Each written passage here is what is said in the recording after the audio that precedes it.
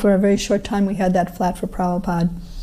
And when he lived there, he used to go to the rooftop every evening and give darshan. He'd chant his Gayatri. And one time when he went up there, he said, I have two favorite places in the world, and this Juhu and Hawaii. Why? Because wherever there are palm trees, that is paradise. And at that time I counted all the trees. We had over 200 trees on the Hare Krishna land, palm trees. So Prabhupada loved it there.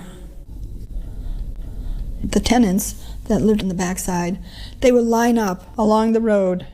As Prabhupada would come in, they would all be standing there ready to greet him, and Prabhupada would smile and speak to every one of them. It was such a very nice thing. Sometimes as devotees we had a little problem with the tenants, but they all loved Prabhupada. They must have felt his love. At this time, there were not that many people who came, but the people who did come were very devoted, like Manmohan Das Kejariwal.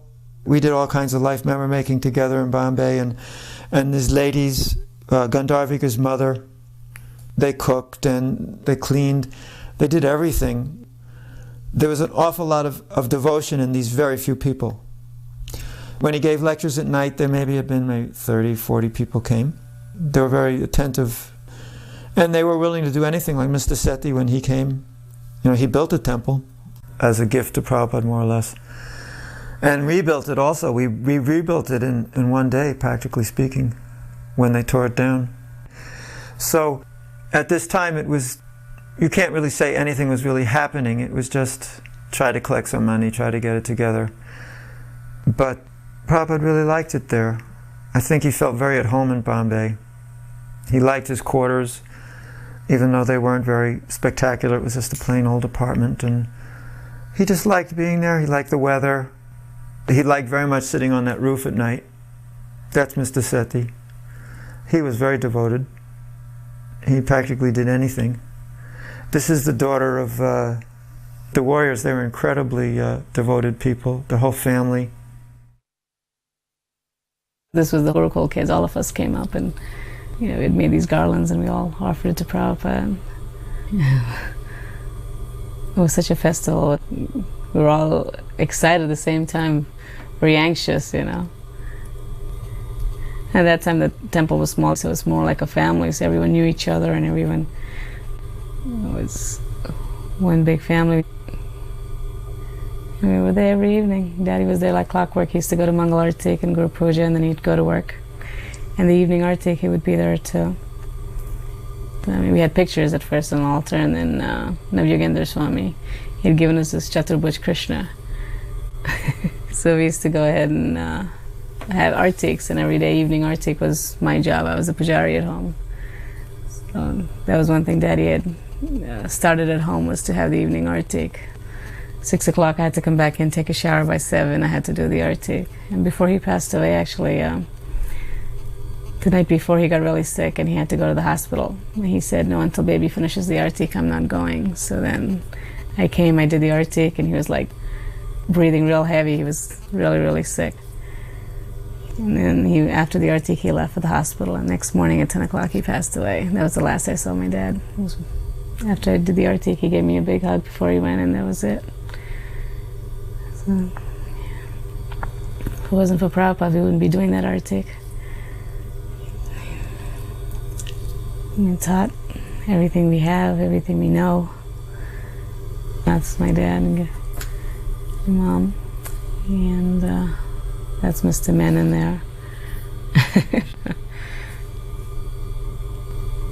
And that's my dad.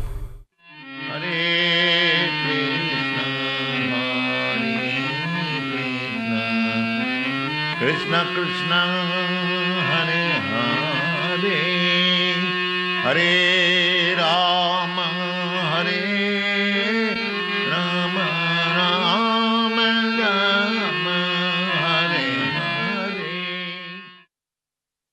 Here we see Srila Prabhupada, so transcendental, so detached, and watching this girls dance. He's so patient. He's Jagat Guru of the whole world. He's writing books that will last for 10,000 years. And yet he's so at home in all situations. He's so peaceful. That's what we see after 30 years, because in those days we were very young. We took it for granted. But now that we have become older, we realize that even in the old age, Prabhupada had no anxiety or no worries. His only worry was how to save the world in Krishna consciousness. Here in Bombay, he was very intimate with all the devotees as well as the guests. Whoever came forward was blessed by Prabhupada immensely. So this was a place, you can say, where Prabhupada distributed the love of God very freely. Patra patra vichar nahi, nahi sthana sthan. Without considering of who is deserving and who is not, without considering this place is okay or not, Prabhupada just magnanimously passed out loving devotional service. He is smiling so royally, so blissfully. And this is his famous style. He would nod his head, approving whatever was going on.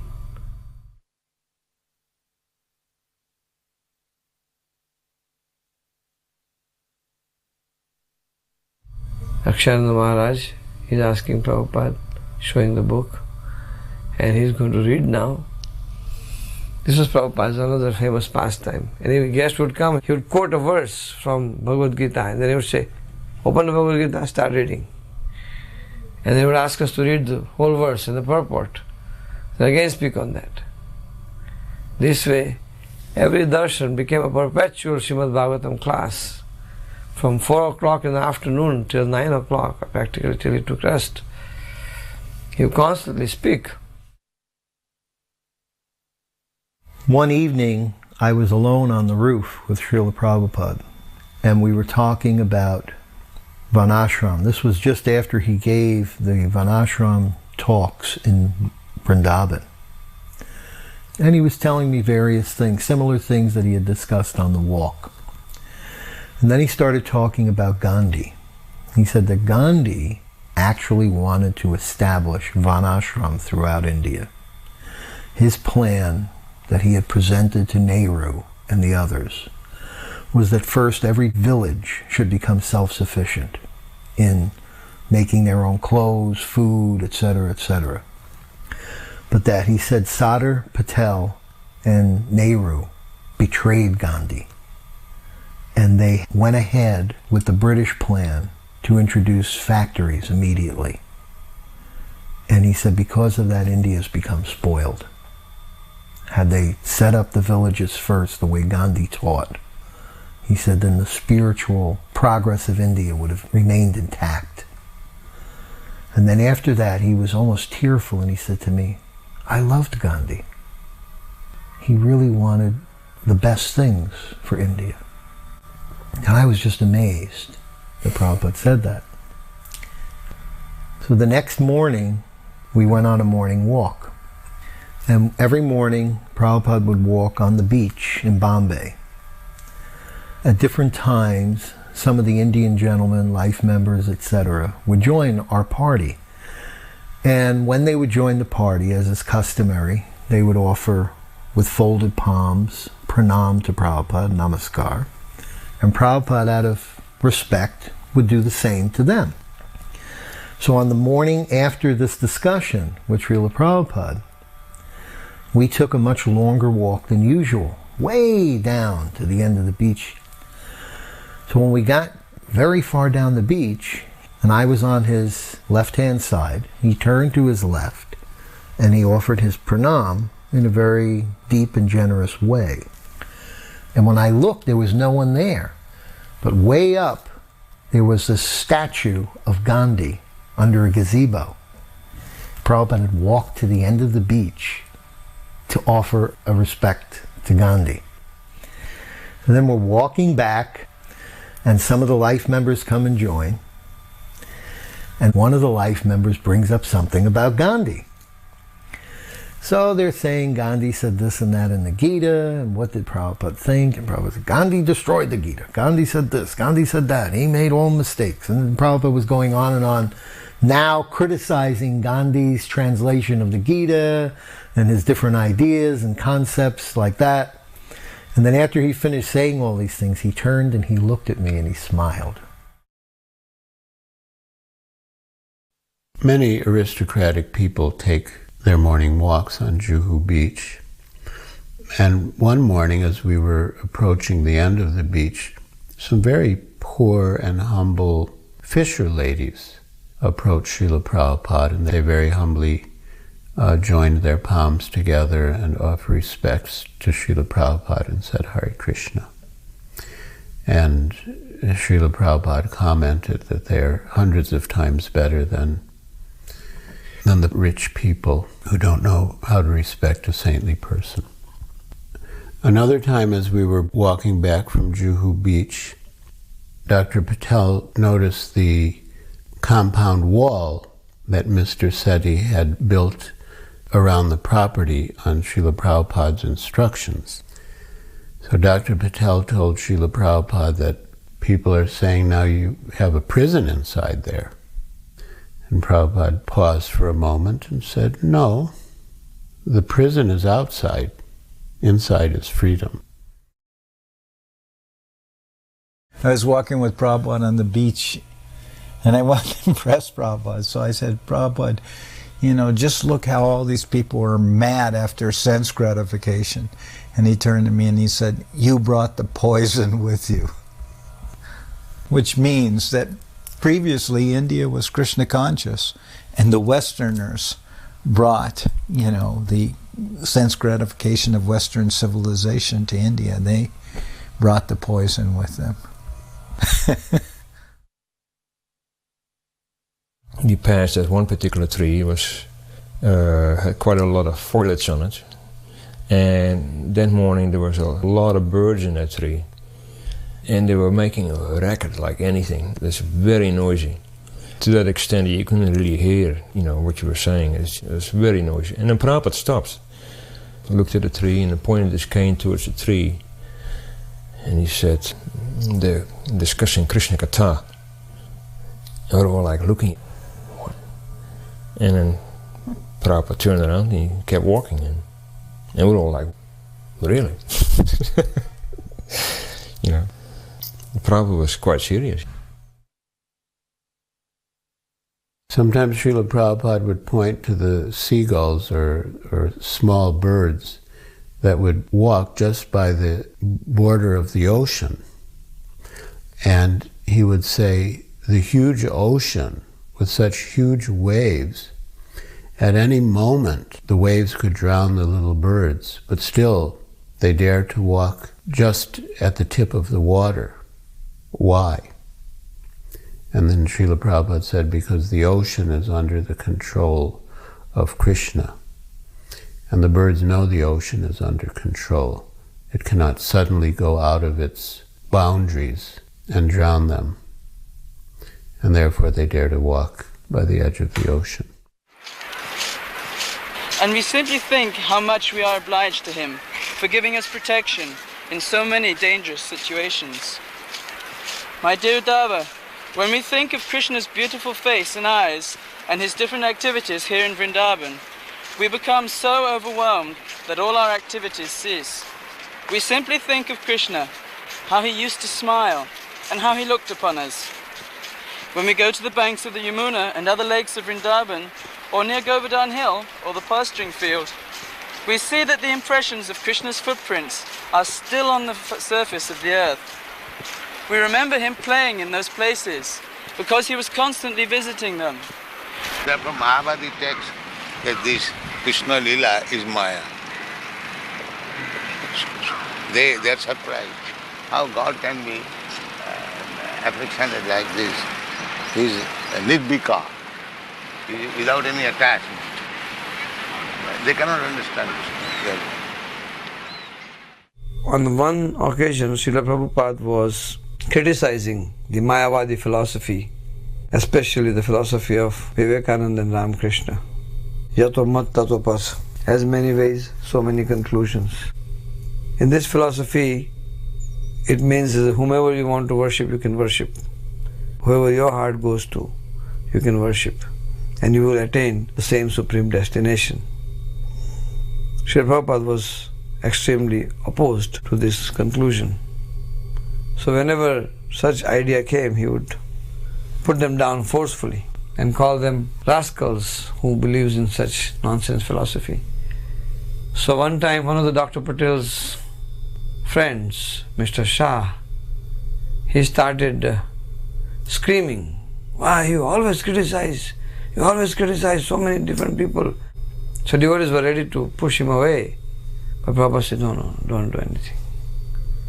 So for 3-4 minutes he kept criticizing. And we kept walking. Finally Prabhupada said, what can we do? We have to train our disciples against all kinds of deviant philosophies. Therefore sometimes we have to criticize. Krishna also criticizes in the Bhagavad Gita. Namam duskutino mudha prapadyante naradhama. Krishna also, in this way, criticizes people who do not surrender to him. Therefore, we also have to do that, Prabhupada would say. So then he kept quiet. It was about 5 minutes before we come to the temple, just at the corner of the Gandhigram Road. So we all came back quietly. Prabhupada would not let any of us become upset with the man. Then, as usual, we came to the Vyasasan and Guru Puja was going on. We were offering flowers. So this Mr. Shah also came to offer flowers. He offered flowers to Prabhupada's lotus feet. Then he put his head on Prabhupada's feet and started crying like a little baby. He was just crying incessantly. He knew he had committed a great offense. Srila Prabhupada was so kind, he just put his hand on his head and said, it's okay, it's okay. So gradually cooled him down. After that, next day Prabhupada said, we don't want to talk because if Dr. Patel comes, he will again argue. Let us instead read Krishna book. So this is how this Krishna book reading started instead of the discussions. From the morning walk, Srila Prabhupada would come up to the temple. We'd open the curtains. He'd offer his respects to the deities. We would then offer flowers to the deities and flowers to Srila Prabhupada. And that would be our morning greeting of the deities and Srila Prabhupada. On this particular morning when we came, Srila Prabhupada was asked to sit in the Vyasasana. And then when he sat in the Vyasasana, a full arti was offered to Srila Prabhupada. And the prayer, Sri Guru Charana Padma, was sung in glorification of Srila Prabhupada. And we all went up and we all offered flowers to Prabhupada and offered our dandavats. And then after this puja was done to Srila Prabhupada, then Srila Prabhupada greeted the deities. And then we offered our respect to the deities. This was the first official Guru Puja. It happened around April of '74, if I'm correct. And from that point on, it spread to all the temples in the movement. I went back to Africa, and then I told them that this is now how we're going to conduct the morning program. And similarly, other devotees went back to other temples, and this became the standard by which we worshipped Srila Prabhupada and the greeting of the deities in the morning.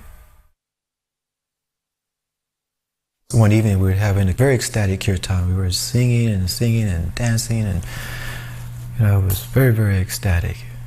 So I was trying to keep to the schedule, more or less, so that he could give class afterwards.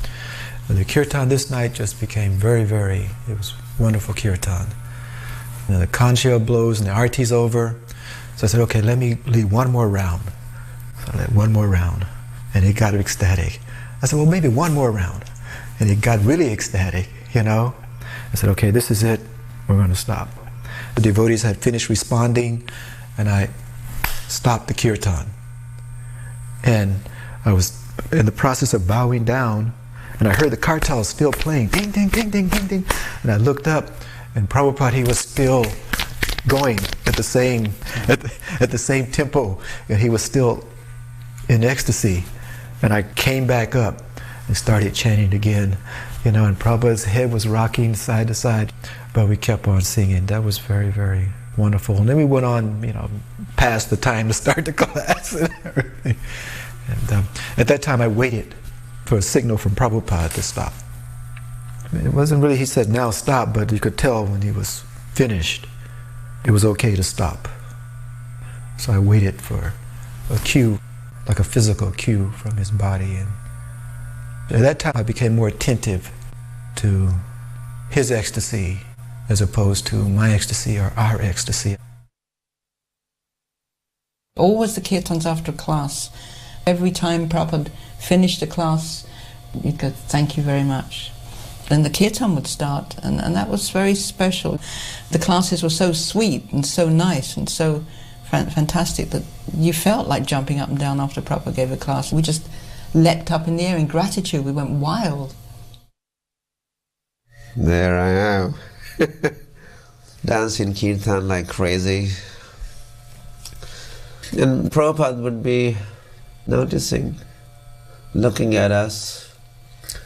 And when we would see his appreciation on his face, we could read the appreciation. And that would give us further boost, and then higher we would jump. We were realizing this was giving him great pleasure. So we were young and energetic, and we thought that was the best use of our energy, just dance for Prabhupada's pleasure. And of course, Radharas Bihari were pleased. Great kirtans. Yeah, that was an amazing place and amazing times. We're so fortunate being in Bombay. Dinanath was there, and he was leading, and he would lead of such a wonderful kirtan. And Gargamuni had come from Calcutta with his tape recorder because he liked to make tapes to give to his life members. So Dinanath was going from one end of the temple to the other end of the temple, and all the brahmacharis running back and forth with him doing an ecstatic kirtan. And Gargamuni was so funny, chasing after him with his tape recorder and trying to keep it to his mouth and chasing this way and chasing. It was really a funny scene. And Prabhupada was sitting on the Vyasa sign laughing. Hare Krishna, Krishna Krishna, Hare Hare, Hare Rama, Rama Rama, Hare Hare.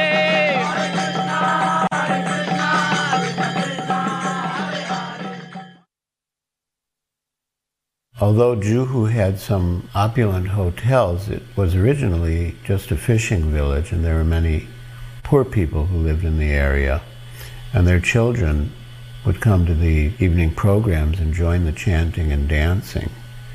And of course they would take prasad from Srila Prabhupada's hand at the end of the arti. But Srila Prabhupada was concerned about them, and he actually said that we should keep bins, one for clothing and one for food grains. And we should give the clothing to the poor children and give them prasad. And in this way, Srila Prabhupada wanted to take care of them as young devotees of Krishna. So one evening, Prabhupada was giving out prasadam to all these kids. I said, oh, Prabhupada, let me do it. And I went to take the plate from Prabhupada. And, Prabhupada looked at me. He said, I will do it. Because he's actually giving mercy. And that was his mission. But this is the program, to worship Krishna and take Krishna prasadam. In New York, in 1966, it was an apple, a cut apple. And here it is, just some fruit. But this was Prabhupada's program. Very simple, but very deep. And Prabhupada gave his full attention to it. He wasn't doing it in some offhand, quick way, but very deliberate. Prabhupada pointed out in his talks that even well-to-do people would come to get this prasadam. They didn't need it. They weren't in need of food, but they valued it as something spiritual, something that could help them in their spiritual life. And this, Prabhupada said, was the purpose of prasadam. It's not just an altruistic activity that we give prasadam to poor people or destitute people. We can do that, but prasadam is for everyone, because spiritually we are all poor, we are all destitute. We need this mercy from Krishna. And Prabhupada was very generous about it. The children would sometimes come twice or even 3 times, and Prabhupada would smile and wag his finger at them, but he would give them again and again.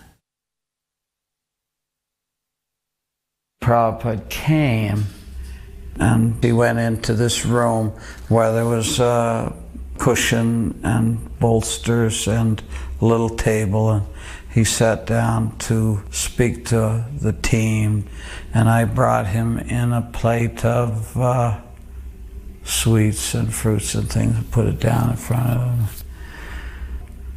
And he just stopped, and he turned and looked up to me, and he said, "Thank you very much."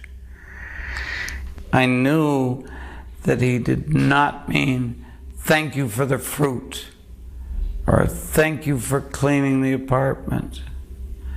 He was just saying, thank you for giving your life.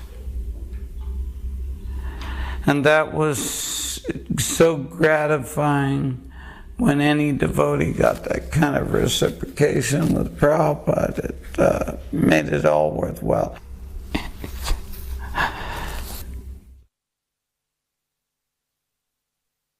So this is Jayanta, the only African at this time that Prabhupada initiated.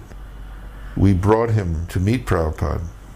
Prabhupada came to Kenya 4 times. When he asked me to go, I had just come from Pakistan. This is in Bombay. Prabhupada said, "What will you do? What is your program?" He said, "I think I'll send you to Africa. If you go there," he said, "then we will be on all the continents." And he said it in such a way that, it was so inspiring. Another time, in that same little temple room, Prabhupada came down to give the Bhagavad Gita class, but Jasamati Nandan was there. He had come from America, tried to settle in Bombay. So Prabhupada told him, "You give the class." Just like that, on the spot, he had to sit in front of Prabhupada and give the Bhagavad Gita class. And he gave it in Hindi. And Prabhupada just sat on the Vyasasana and smiled. He was so pleased with his class. And every once in a while, he'd tell him something in Sanskrit. Otherwise, he just let him give the whole class all by himself. I had received an inheritance in the spring of 1974. I was in Bombay at that time, and Giriraj Brahmachari came and said that there was an apartment becoming available, and we had to buy the apartment so that the people would leave.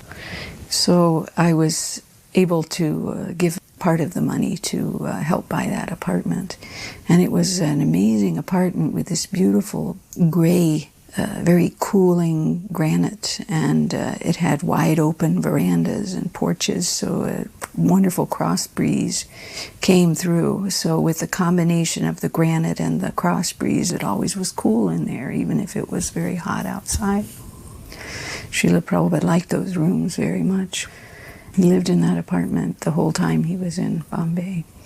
And one of the salient features of the apartment was a big open roof. Srila Prabhupada would go up there and sometimes cut Kerala and dry them on the roof in the sun. And so Palika and I had an idea to make him a wonderful asana up there.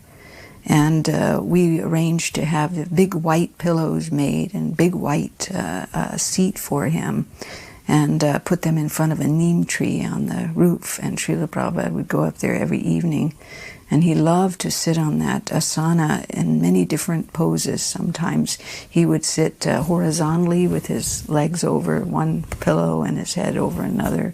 And sometimes he would sit cross-legged and sometimes up with his knees drawn up.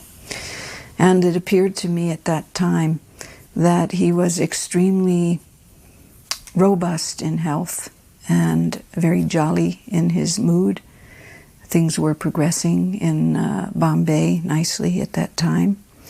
And he would sit up there, and whoever would come, they were destined to see the most wonderful aspects of Srila Prabhupada's personality, his character, his nature, his eloquence, his gracefulness, his aristocratic bearing. So many aspects of him were in full display.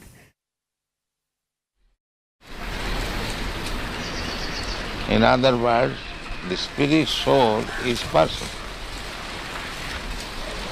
As much as God is also person. Imperson means the covering. Try to understand. The covering is imperson, not the living being who is covered. He is not imperson. His person. Very simple example. The coat shirt is imperson, but the man who is putting on coat and he is not imperson. His person. So, how God can be imperson? The material energy is imperson. That is explained.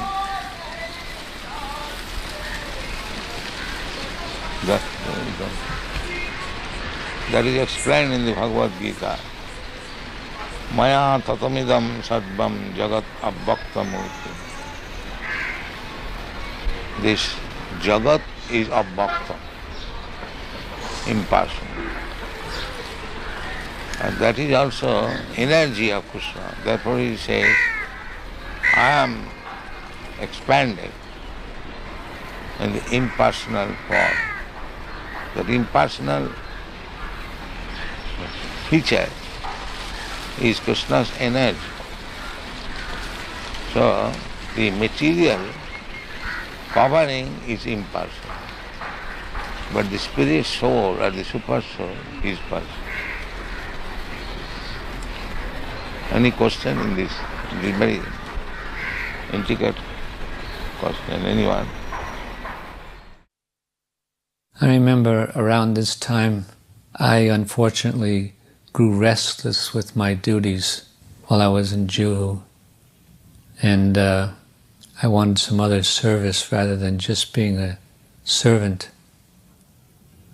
So I wrote Prabhupada a note about that, and I put it on top of the letters one day. Instructed me, and he said, don't be a monkey jumping here and there looking for some different service. Keep the service that you have and be satisfied with it. So I immediately felt terrible that I had asked to leave my service. And I wrote him another note back and apologized that I asked to be transferred, and I said, please, I'm satisfied, I don't want another service. Don't throw me away. And he wrote me a little note on top of that one, and he said, you are very pure. May Krishna save you from calamities.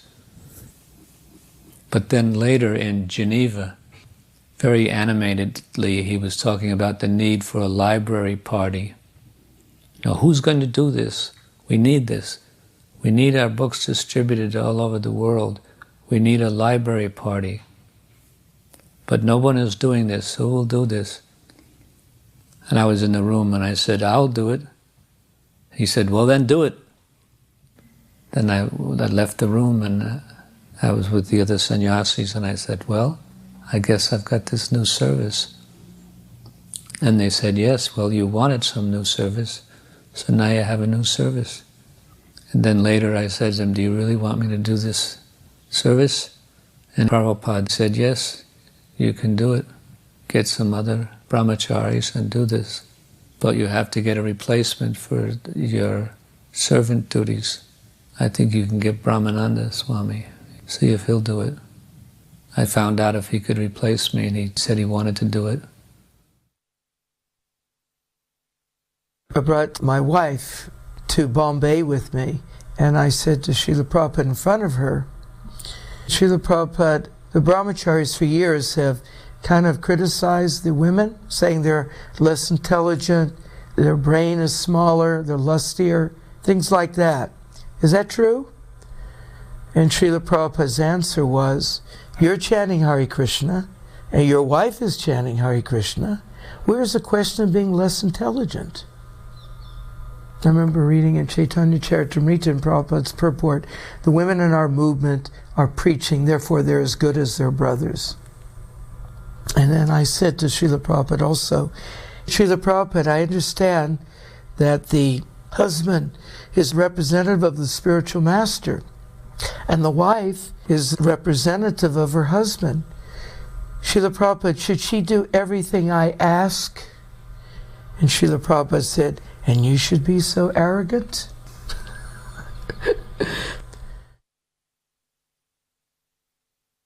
Well, you know, I had been cooking for Prabhupada for a long time, but I really had a hard time making chapatis because we were always in places where there were no proper stoves. To make a good chapati, you need a gas stove at least, or coals. And here we are like in Mauritius, and I'm cooking in a closet on a one-burner electric stove that didn't even have enough power to boil water. And I have to make a full meal that he likes, up to his standards. So Prabhupada was complaining about the chapatis, and I said, you know, I can't get any wheat, I don't have any stove, it's impossible. This was going on many times in many places, just having to cook in the worst facilities you can imagine. So finally we get to Bombay, and there are good facilities, and there's good wheat. Prabhupada knows it. However, the gas stove I had such a low pressure, there was only about maybe a little flame like this. So I had made chapatis, and they didn't blow up all the way. You know, I was really trying my best. So then Prabhupada tells me, he says, you are so useless. Big brain, you can't even make a chapati. You know, I had been struggling with those chapatis for months now. I was so fried with hearing about chapatis. I said, Prabhupada, no one can make a good chapati in that kitchen. Prabhupada said, no one? I said, no one. He said, get out of my way. He stood up, he marched into the kitchen with me following behind him. He sits on the floor, says, give me the dough. He's making with the dough, rolls his chapati, puts it on the burner, takes it off the burner. And I'm just sitting there very peacefully, waiting for the outcome. And he's looking at me, and he puts the chapati on the flame, you know, turns it over, it doesn't blow up. I thought, I got him now. He's never going to get on my case about that chapati again. Prabhupada looks at me like he's going to burn me to ashes. He's making with the dough, rolls his chapati, puts it on the burner, takes it off the burner, puts it on the flame. It blows up perfectly. He picks it up with the tweezers and throws it right in my face. It bounces off my nose. He stands up and walks out of the kitchen. And I'm sitting there. It was really funny. We had that kind of relationship sometimes. Sometimes 74, Prabhupada asked me I should go all over the world and cook and kirtan and preach. So then again, after 1 month, Prabhupada comes to Bombay. He said, why are you here? I said, I cannot go. I'm not getting passport. He said, why you're not getting passport? I said, in the form required father name, and I don't know who is my father. He said, okay, bring that form. Then he called Aditya and said, type his father name, A.C. Bhaktivedanta Swami Prabhupada. And then he signed in that form. Then he put the stamp, ISKCON stamp. And after 2 days, I got the passport. And ever since, in all my legal document, if my father name required, the Prabhupada name comes. when we become free from these artificial designations, American consciousness, Indian consciousness, African consciousness, there is no such thing. This is artificial. Even bird and beast, they also feel consciousness, pain and pleasure.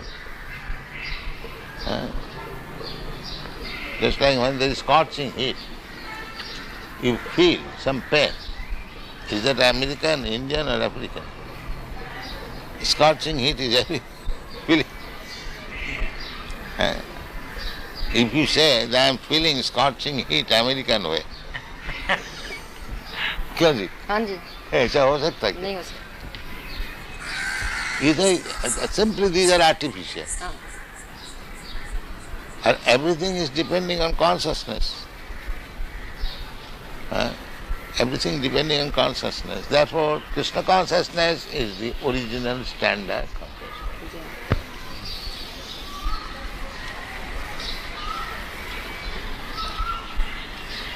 So, we are given the name Krishna consciousness very, what is called, thoughtfully.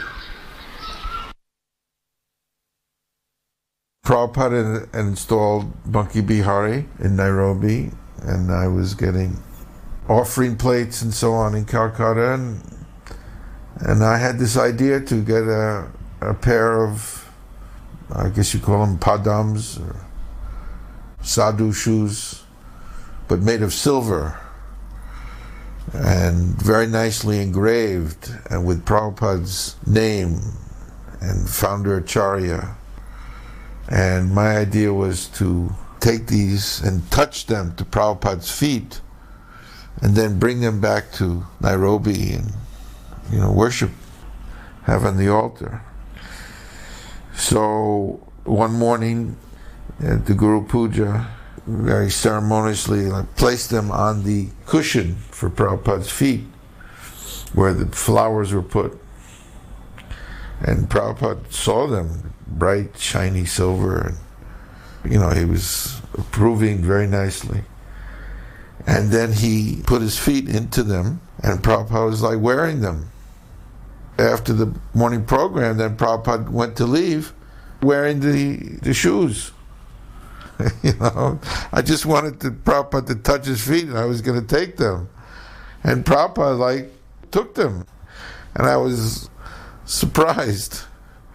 And Prabhupada could see my surprise. And then he understood that I wanted them. So then he stopped and took them off. I could have them. But he was wearing them very nicely. In order to build the Juhu temple, we needed a no objection certificate from the police commissioner. And after waiting and waiting and making so many efforts, finally the police commissioner sent a letter in which he refused to issue the no objection certificate on the grounds that the bhajan singing, which has been complained about in the past, is likely to be a nuisance in the future as well. We sent news to Srila Prabhupada in Vrindavan, and when he received it, he became furious. In the Bhagavad Gita, Krishna says, Satatam kirtayantam mam, that one should always engage in kirtan. And how dare the commissioner call kirtan a nuisance? So Srila Prabhupada wanted to protest the words of the commissioner and the refusal of permission. And so he asked the devotees who had come to India for the annual festival in Mayapur and Vrindavan to travel to Bombay. He wanted them to do Harinam Sankirtan throughout the streets of the city, to distribute books and to hold programs.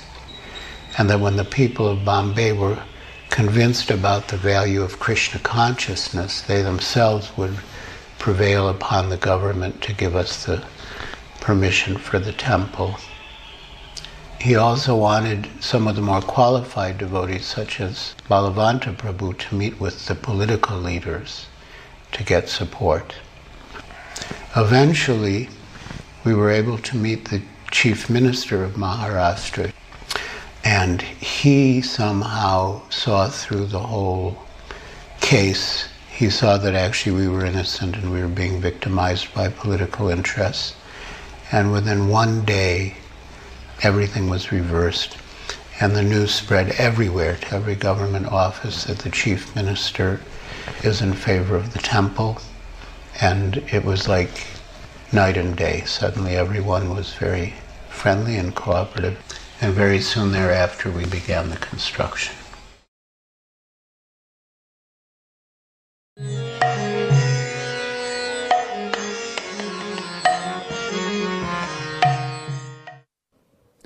We had just constructed a temporary temple in the center of Hyderabad, and the land had been donated by one prominent sweet merchant, Sri G. Pullareddy. So Srila Prabhupada came and he offered arati to the deities. At that time, we had not given any name to the deities. We were just waiting. And immediately Srila Prabhupada saw the deities. He gave the name of Sri Radha Madan Mohan. They had been brought from Jaipur by Srimati Palika Devi Dasi. There was no installation ceremony as such. That will be done later on when the main temple became completed in August 1976. At that time, Prabhupada came again and installed all the deities, including Sri Sri Gaur Nitai, Sri Sri Jagannath Subhadra Baladev, and Sri Sri Radha Madan Mohan. So two prominent sannyasis, disciples of Srila Prabhupada, can be seen in this movie. One is His Holiness Tamal Krishna Goswami, who was at that time GBC for the whole of India. And the other sannyasi is His Holiness Yasodananda Swami, who was preaching at that time in South India. And he will be also present in the main installation ceremony. The installation of the deities of Radha Madan Mohan occurred in August of 1976. We discussed with Prabhupada and we made an arrangement to get 12 South Indian Ramanuja Vaishnav Brahmins under the leadership of Sampat Kumar Bhattacharya, who were very versed in these ritualistic ceremonies of how to open a Vaishnava temple. When Srila Prabhupada came from the airport, they gave him a very grand reception, and they actually performed a Charya Puja, and there is even a recorded lecture where Srila Prabhupada discussed how in this age there are very few Brahmins left, but he was pleased that in South India he considered that there were still some bona fide Brahmins. Prabhupada had a very interesting conversation in his room with some of these Brahmins, and he requested them to arrange to take Srila Prabhupada to all the major temples of South India. I want to go there and re-establish Varnashram Dharma in South India. And Srila Prabhupada was preaching to them how it was the responsibility of these educated, scholarly Brahmins, very cultured people, to take this up and preach to the local people. And Prabhupada says, I will come and show you. But overall, Prabhupada was very pleased with the opening of the temple. And on the Vyasa Puja day, there was a grand ceremony for Srila Prabhupada's Vyasa Puja. So it was a pretty blissful experience.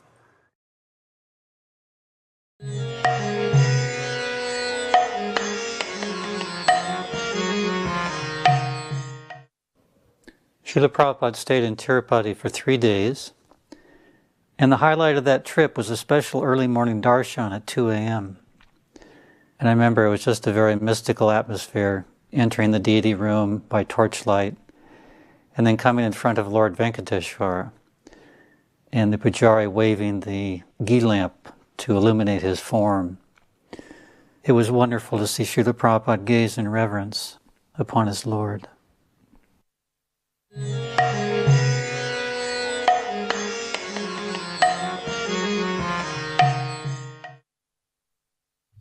At the time, Prabhupada wasn't very well, so he was traveling with his own personal cook, who was Sasrup Maharaj. But when they arrived, they had just come from India, Swarup had hepatitis. So then it was decided that I would be his cook. So because of that, Prabhupada was very involved in the cooking. So on 3 different occasions he came into the kitchen. And on this one particular time he came in to cook lunch. And he cooked the whole meal along with me and whoever was helping, Narmada. For some reason, I'm pretty sure we made asparagus that day. Well, I had cooked for him previously, but one of Prabhupada's endearing qualities, just his like pure innocence. He'd come into the kitchen, and this was a very, very tiny room. And Prabhupada would walk into the kitchen and he'd see a bowl of chickpeas. And he pointed everything. What is that? He'd be just so curious, but never sort of like imposing, or, he would just be like this pure innocence. And what is this? What is this? What is this? Like curious about everything. So we had a couple of Italian devotees cook an Italian preparation on a few days, and Prabhupada inquired what it was before he ate it, but he enjoyed them.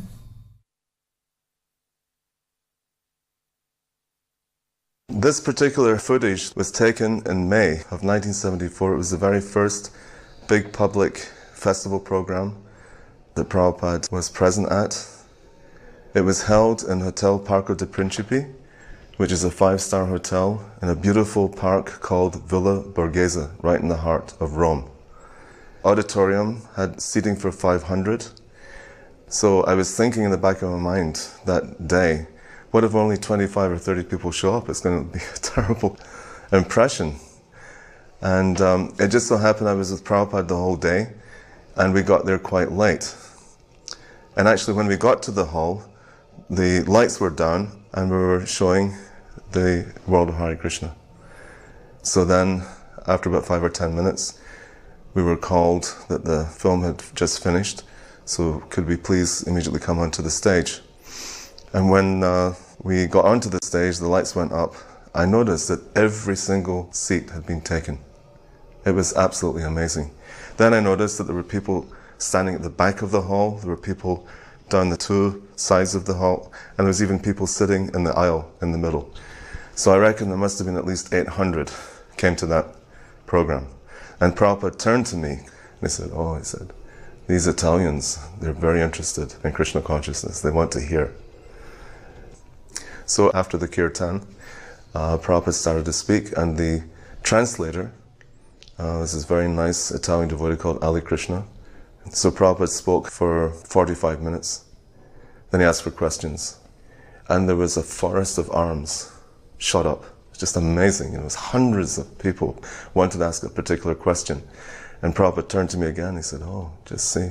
They really want to understand. And I'm very happy that they have this enthusiasm for learning Krishna consciousness. So Prabhupada spent about an hour answering questions. Then we had another kirtan, we distributed prasadam, and then we went back to the temple in Via Mistreto. I was a very young student. I was 17 years old, and I was very much interested in looking for some serious answer, real answer. Because I was born in Assisi, I was willing to join the monks there. I started to become a monk. But then I became discouraged because everything was very mysterious, no answer to my questions, about death, about life after death, no answer. And I discovered the temple was just very close to my house, 100 meters. So they invited me for the Sunday feast. Because I just arrived there, I never saw them before. And I went to the Sunday feast, and practically I joined almost immediately. And I stayed there up to midnight. So Mahaprabhu was, the devotee was preaching to me. And immediately we became very close friends. And after a month, Prabhupada arrived in the beginning of May. The first impression I had that the devotee, they were working so hard, for Prabhupada's arrival. Working day and night, especially Somaka Prabhu. So much love the devotee they had for Prabhupada. I never saw anything similar before. And that love impressed me even more when Prabhupada arrived. Because I remember there were many devotees coming from all over Europe, When he arrived, everybody crying. All the devotees, maybe 150 devotees, everybody crying, chanting and crying. Such a deep affection, such a deep love, you know. And I saw very, very deep relationship. What impressed me, another thing, that Prabhupada arrived in Rome, coming from Delhi, from India. Immediately he went to the temple, and I was so impressed how very slowly he paid his obeisances with such a deep devotion. We had Gornitai just installed a few days before. And immediately after, he sat on the Vyasasan, and he gave a class, he gave a speech to the devotees. I thought he's coming from long distance. He must be very tired, and you know, he was traveling in the night, but he was very fresh, you know. Everybody so enthusiastic, you know. It's such an unbelievable atmosphere. I mean, I was becoming convinced very quickly that he was in touch with God. So I got such clear information from Prabhupada's philosophy. I became immediately convinced by the philosophy. And when I saw Prabhupada, I saw very, very powerful person. And my eyes, my heart, my consciousness became completely attracted. That week changed completely my life, completely. And I can see after, you know, more than 30 years that Prabhupada has become the main thing in my life. The day I became initiated, I felt not part anymore of this world. And I had the fortune to distribute Prabhupada's books for many years. I always faced many difficulties. You know, they put me in jail. As soon as I joined, I stayed 1 month in jail because I was doing something on the street. I was 1 year in Greece doing something on the street. A couple of times somebody tried to kill me with a knife. I don't feel difficulties. Thanks to Prabhupada's mercy. It completely changed my life forever. We went for different morning walks in different historical parts of Rome, the Colosseum. He turned to me and said, "What is this?" I said, "Well, this is an old Roman ruin where they used to hold games, entertainments, like a big entertainment theater."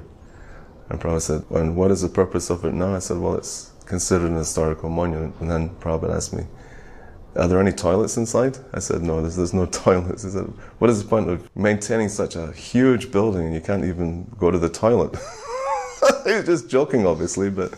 And then we took him to this place called Eor, which is a new development that came up during the time of Mussolini. And it's a type of architecture called fascist architecture. And there was very tall buildings there. And Prabhupada commented, he said, "Just see, they have not learnt from their mistakes. They have this big historical building which is useless called the Colosseum, and still they're making big skyscrapers. And what is the use of these skyscrapers? It's simply increasing their eating, sleeping, mating, and defending. This is useless civilization. They're not learning anything. This is just simply chewing the chewed." We had this house that Prabhupada stayed in. He stayed with us for 9 days. It was a detached house with its own garden. And Prabhupada very much liked the weather there.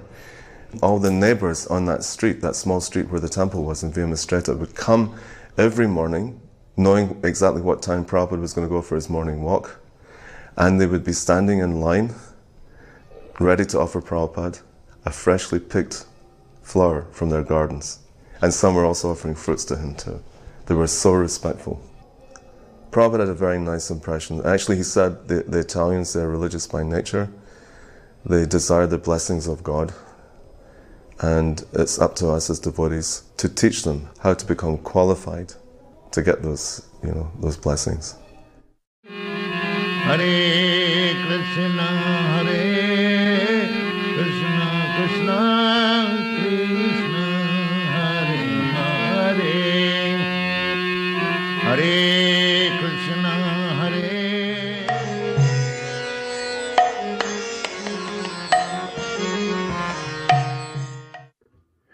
At the end of May, Srila Prabhupada left Rome, Italy, for Geneva.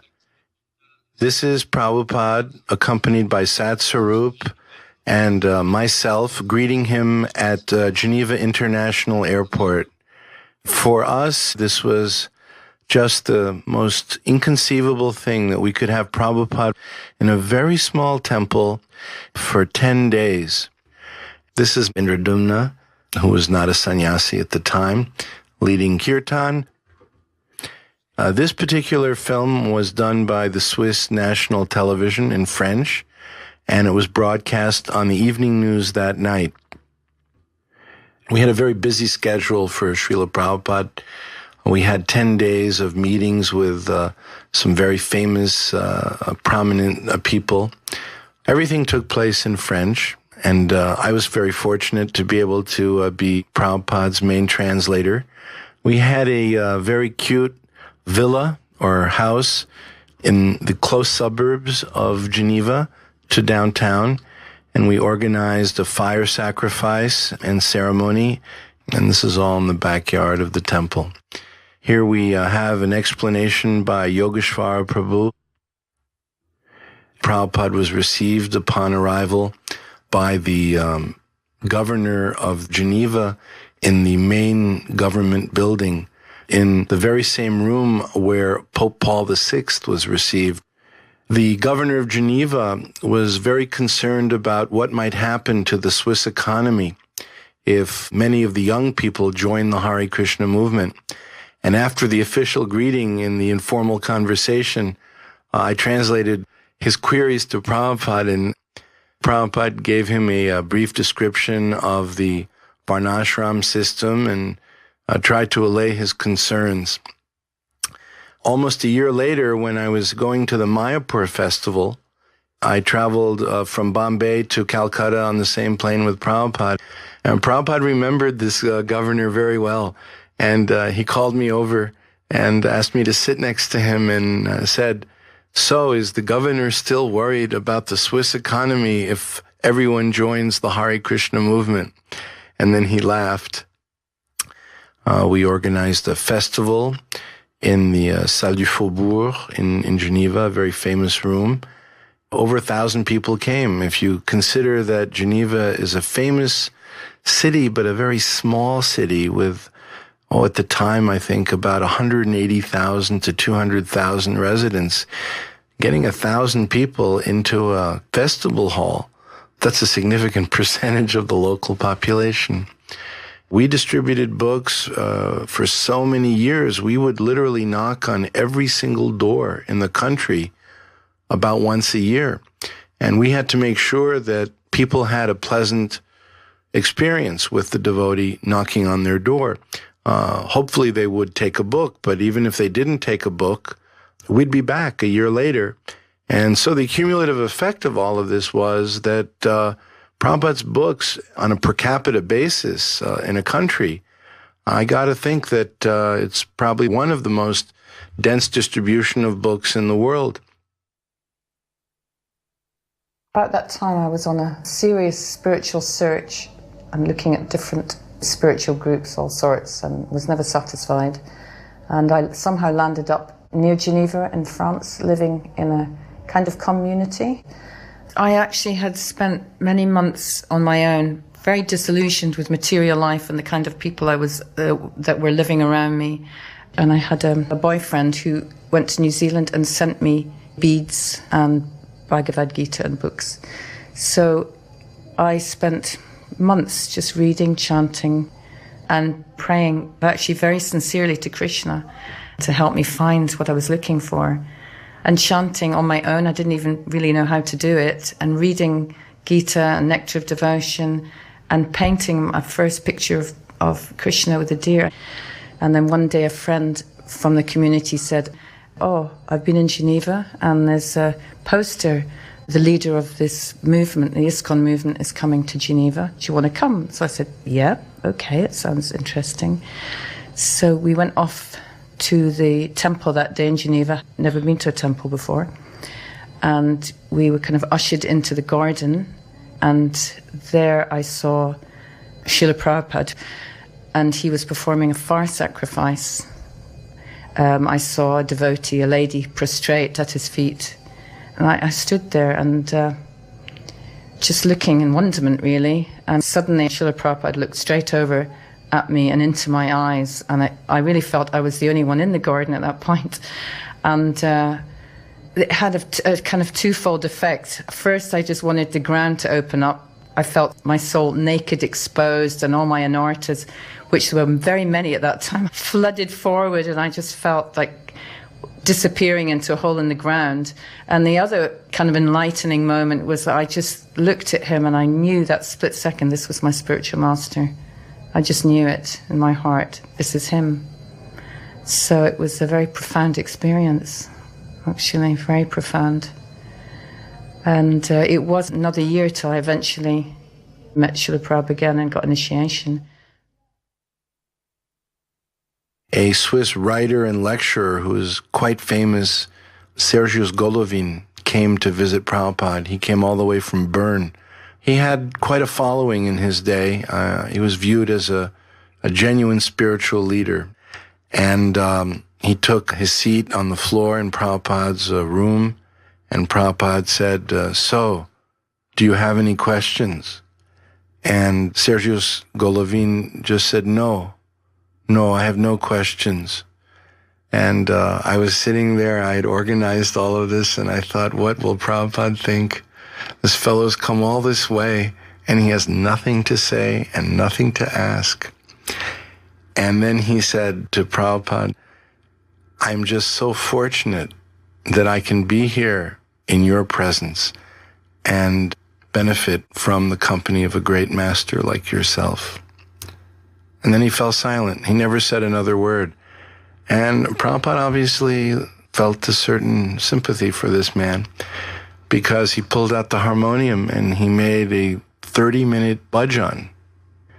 And everyone just listened intently to Prabhupada. And at the end of 30 minutes, Prabhupada stopped. He was obviously in rapture with Krishna during that time. And it was perceptible to everyone, including this fellow, who said, "Thank you very much." And then Prabhupada said to me, make sure he gets prasadam on the way out. On June 6th, Prabhupada was invited to give a talk at the World Health Organization at the United Nations. They are responsible for all the family planning efforts of the UN all over the world. And Prabhupada at the time was translating 5th canto of Srimad Bhagavatam, specifically lecturing on Rishabhadev and his 100 sons. So Prabhupada spoke about that at the World Health Organization. He said that when someone is Krishna conscious, he is not a burden to the earth, and there is no excess of such people, and they can all live together in peace and harmony. And the title of Prabhupada's lecture was The Myth of Overpopulation. It got a good turnout at the UN because it wasn't the perspective they're used to hearing. We had a few Swiss devotees. The blonde girl, Krishna Kanta was her name, a very, very sweet devotee, French-Swiss. Who would have ever thought that Prabhupada would come to Geneva? But why not? Geneva is, in the world history of religion, a very important city. It was there that one of the great proponents of the Reformation, Jean Calvin, organized the Protestant Reformation. So Prabhupada was organizing the Krishna conscious Reformation of Switzerland and the world.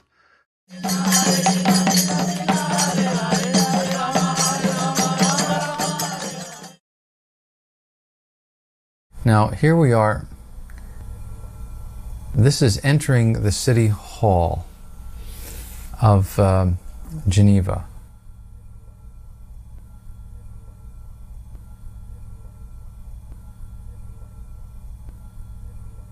This is Srila Prabhupada being shown through the entranceway. And somehow or other we managed to have Srila Prabhupada received as a dignitary in the large capitals of Europe. That happened in Rome, it happened in Geneva, it happened in Paris. And this is a telling moment. Here you see Srila Prabhupada seated while the mayor of Geneva issues his greeting. And that's Guru Gauranga translating the mayor's remarks from French to English.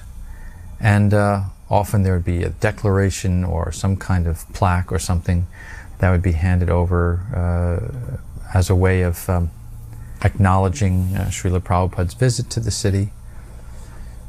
And then Srila Prabhupada would reply, commenting, as he often did on such occasions, about the duty of good government to train citizens in what is spiritual life. Also warning that any government that does not take the responsibility seriously is a hellish government. I remember that caused some consternation in Paris when he was received at the city hall there. The mayor got very nervous. Two French reporters came to visit Prabhupada. One was an older man and one was a woman probably in her early 30s.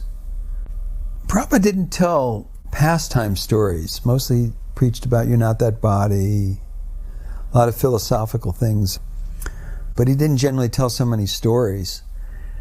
And this woman was sitting there and he starts telling her this story about how this demon kidnapped 16,000 princesses. And Krishna finally came and killed the demon. And the princesses approached Krishna because they were really attracted to Krishna.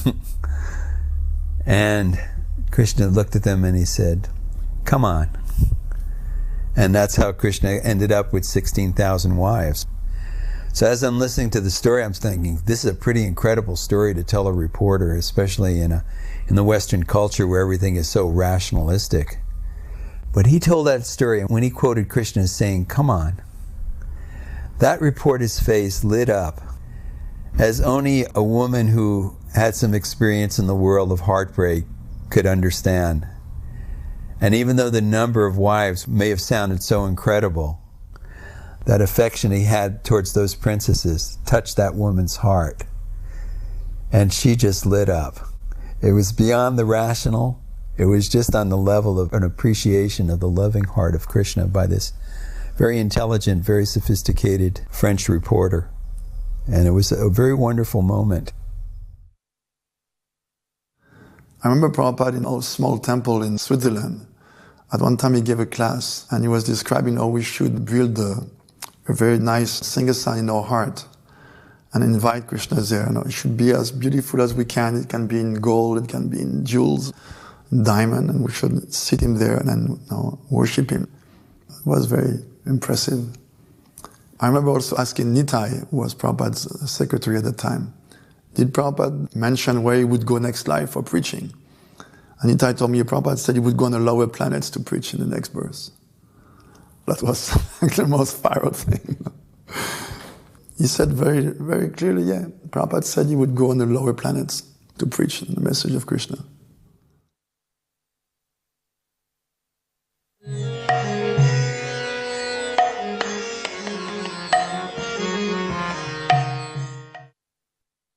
We had just finished completely changing the temple room, putting in arches, creating a new area for the deities.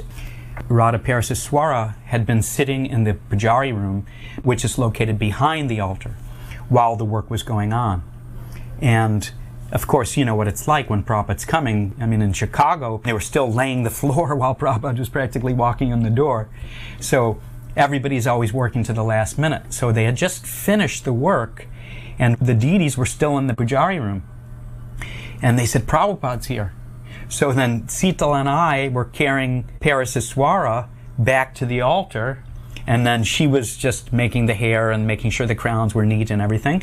And we had just finished, and then Prabhupada walked in 30 seconds later. It was like nerve-wracking. But the temple room looked beautiful, the deities looked fabulous. Prabhupada was in ecstasy, the devotees were in ecstasy. It was magical, very magical time.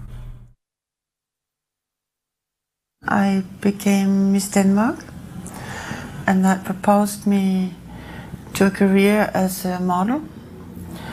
I became the most expensive model in London and Paris, and I was working every single day for Vogue, Elle, Marie Claire. In 1974, I had a cover of Paris Match, which is a big newspaper, and it was sold in 24 countries with my cover with a sari on And the line was, I left everything for Krishna. And there was 4 pages inside. Me making garlands in front of the deities, dancing around Tulsi, dancing and chanting Harinam in front of the Eiffel Tower. So when Bhai Mats came out, of course they sent it to Prabhupada in Bombay, where he had it on his desk for 1 week. And he would say to the people coming, she gave up everything for Krishna, now you should do the same thing. Prabhupada would be preaching like that. It was a serious, not so easy path, a path of spiritual emancipation. And the more I learned and the more I understood, it may not be finished in one life. So I asked him if, when I leave my body and I'm not a pure devotee, in my next life, is that you who is going to be my spiritual master? And Prabhupada reflected like this.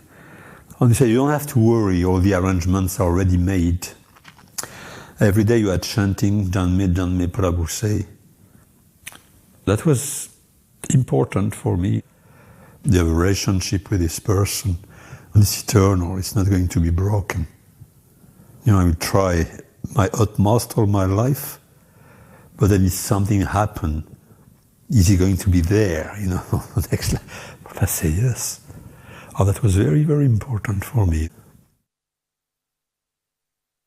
I can see myself here getting my initiation beads, and this is I think the best moment of my whole life, to actually get my beads from Srila Prabhupada and to feel like this connection was made.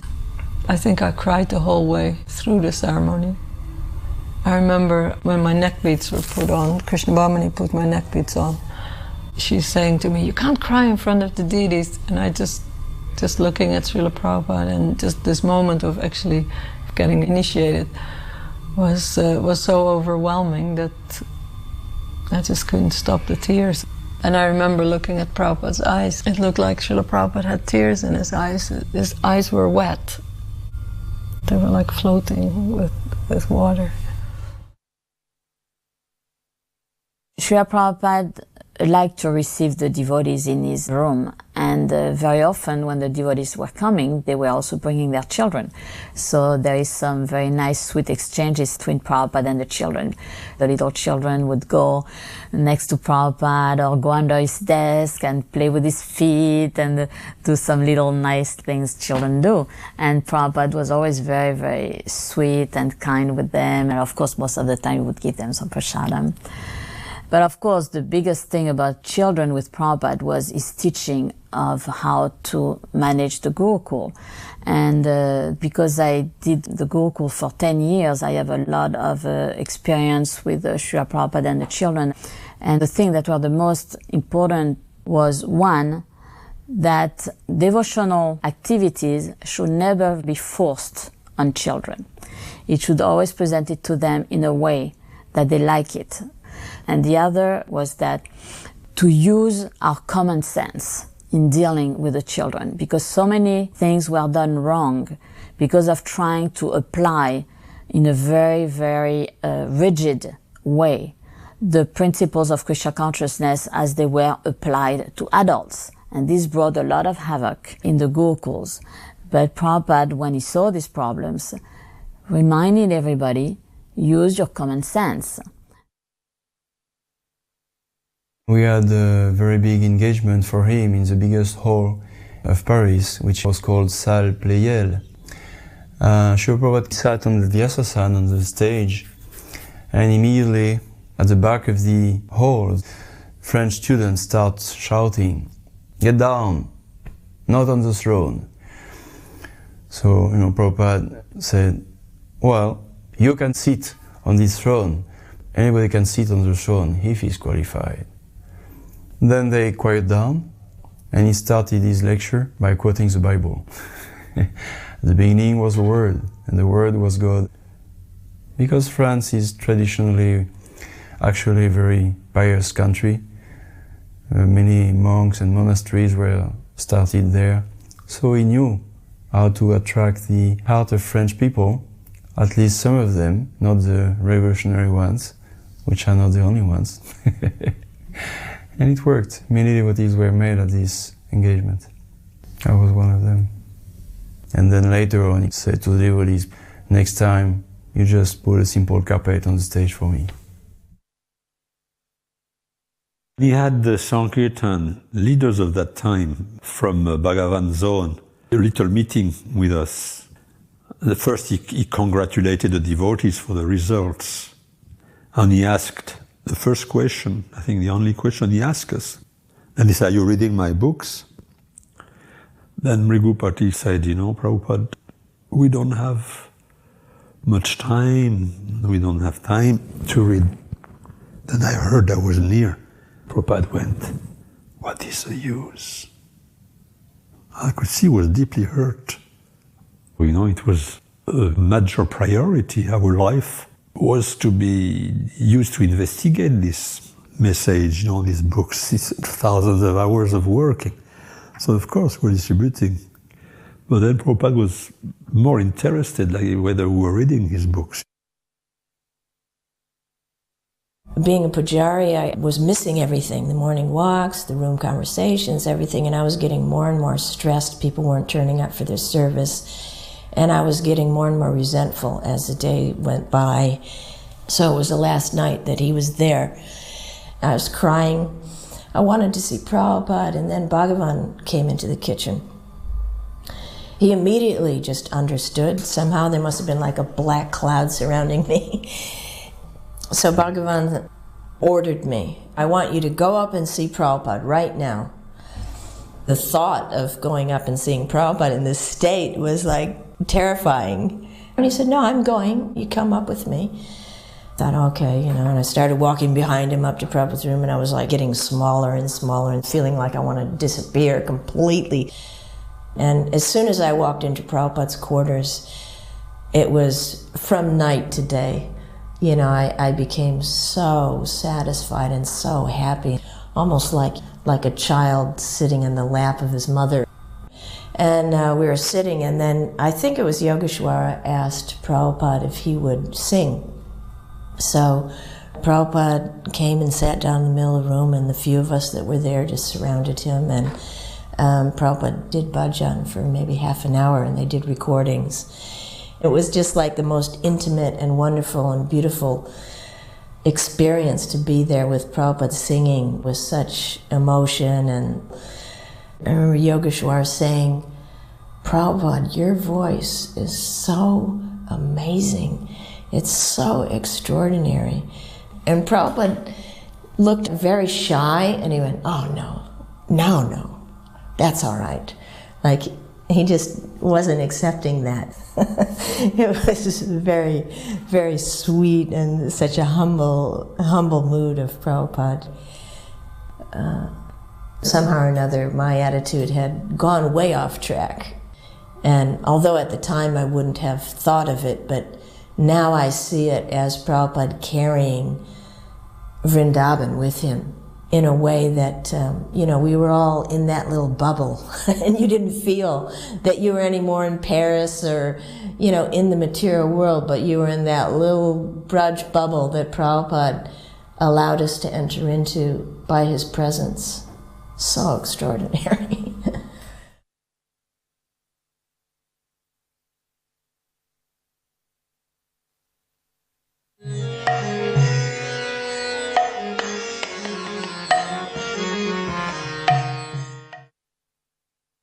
Prabhupada came, and we picked him up in a fleet of Volkswagen buses, which were all brand new, because our Sankirtan activities were fabulously successful. And Prabhupada was very impressed by that.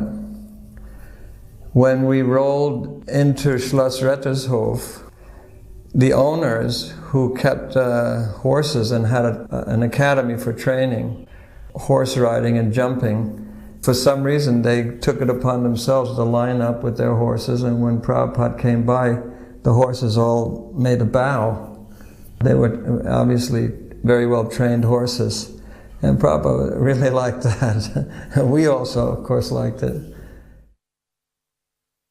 This particular footage from Germany would have been lost if it would not have been handed over to us by one Christian priest who was in ownership of this footage. He mentioned that the film began to deteriorate and it might be beneficial for us to take possession of it before it would be lost forever. I thought this is a nice example of cooperation between different religious beliefs. This is me talking to a journalist from a Christian organization in Germany.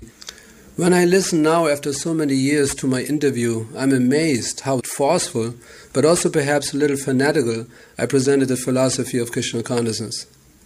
My personal understanding of fanatical is that when we were young devotees, we were very enthusiastic and convinced about practicing and spreading Krishna consciousness, but naturally not very mature, not very experienced in doing so. This in itself should not be seen as a fault or mistake. It's natural. We have seen on several occasions how Srila Prabhupada defended the behavior of his disciples, who were very serious and sincere, yet he certainly expected that in due course of time they would become more and more mature.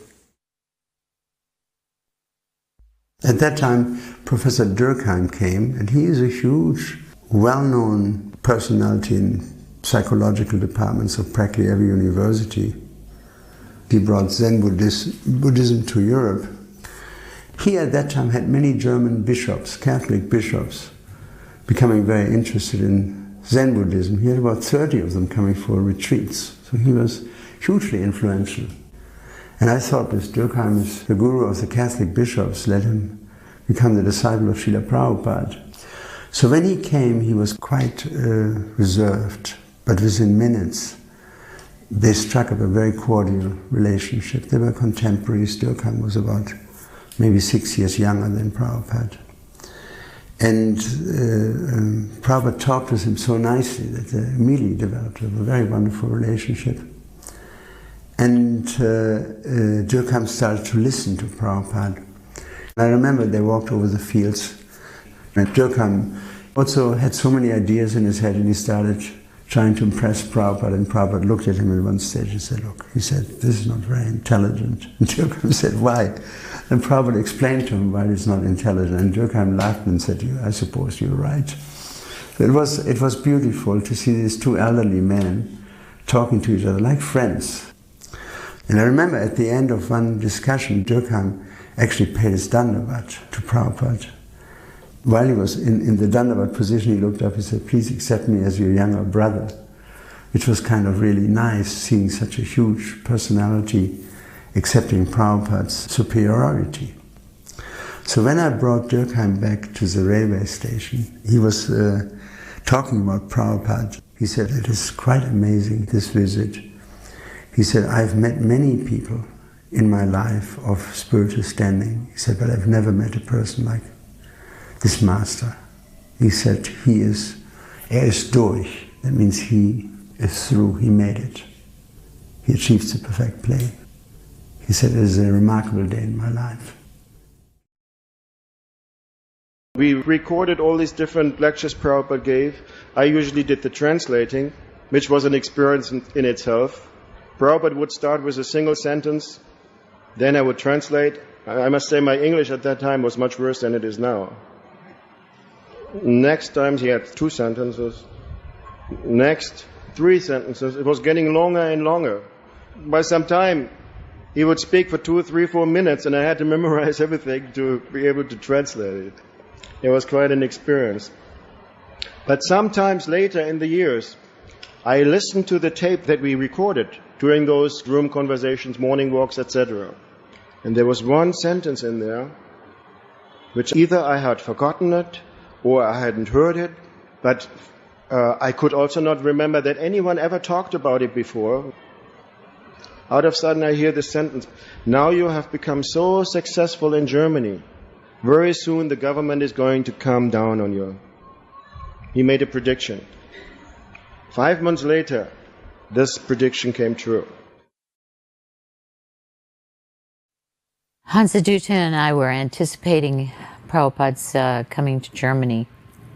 We wanted him to come to Germany more than we wanted anything else, because it would give the devotees inspiration And I wanted to share Prabhupada with them because most of them had not met Prabhupada, and we had a lot of devotees there who only knew Krishna because of us and the books. In the beginning, of course, it seemed like nobody knew how to do anything. Nobody knew how to take care of the deities or cook or clean or set things up. Everything had to be taught. It was wonderful how they wanted to learn. And we had a way with them that Prabhupada had actually taught us. I don't think that it was something natural. I think that Prabhupada had empowered us. We were artists and we were loners before we joined the movement. And now here we were surrounded by people day and night, and more people wanting to join us, and we always found a place for them. And so I was always very, very busy. I was translating Prabhupada's books together with Sachinandan, and Nikhilananda was there also. And Sruta, he was showing Prabhupada around in the Schloss, and then suddenly, of course, Prabhupada came in. He showed also the translator's room, and I had been working on teachings of Lord Chaitanya. So Prabhupada came in and he asked, what we were working on, and I showed him this book is practically published. We have the galley proofs from the printer. So then suddenly he said, read. I started to read the introduction of teachings of Lord Chaitanya for quite some time, 3-4 paragraphs. And Prabhupada was just standing there smiling, big smile, and listening. Although obviously he couldn't understand German, but just for him to see that a book is in another language is coming out was his great, great pleasure. I had put my alarm clock exactly on 7.5 minutes. All of a sudden, as I was lying behind my desk, I heard the voice of Srila Prabhupada inquiring about the German translations. First I thought it was a dream, a nightmare. Then, as I emerged to the ordinary wakeful consciousness, I actually became aware Prabhupada is standing in our room. A few days before, he had said that he was never like the servants in the Dalhousie Park who pretend to be busy but in reality sleep. And now I was sleeping under the table. I was really sleeping only for 7.5 minutes.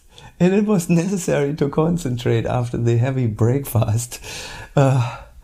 But my spiritual master, who only comes once in a lifetime in my area of service, now will find out I'm sleeping.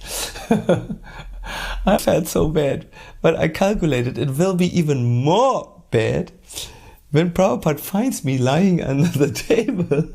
So I better emerge. So I somehow, as gracefully as I possibly could, brought my body in the sitting position. And at that moment, Prabhupada looked at me, a little surprised, because I came out like a soldier comes out under camouflage.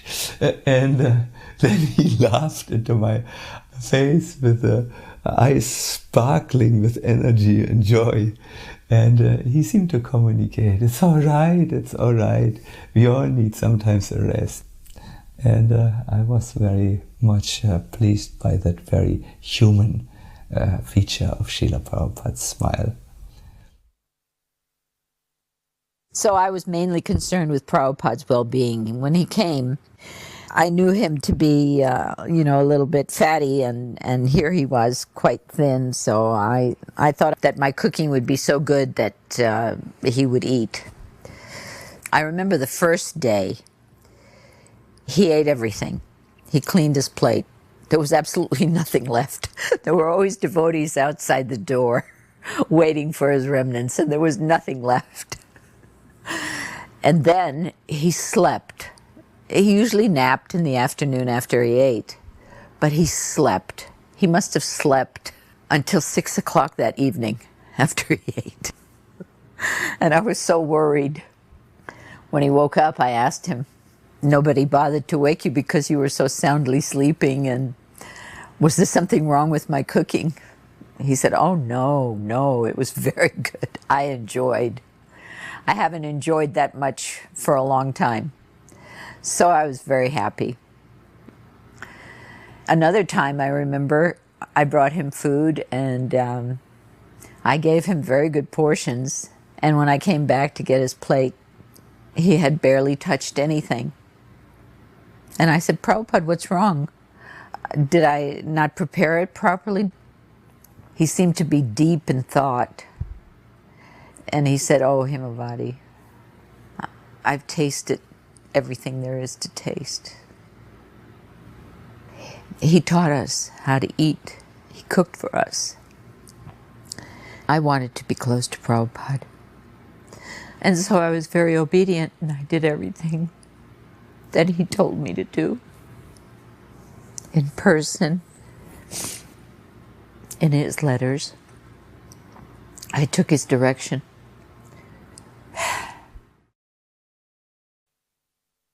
Once we were taking a walk, so because I always had a frustrated and irritable kind of mood on account of so many obstacles being put up by German authorities, I said to Prabhupada, I said, you know, Prabhupada, sometimes I think I would rather, you know, be engaged like a Kshatriya in killing people than preaching. And Prabhupada stopped and looked at me and he said, never do anything in anger and don't touch politics.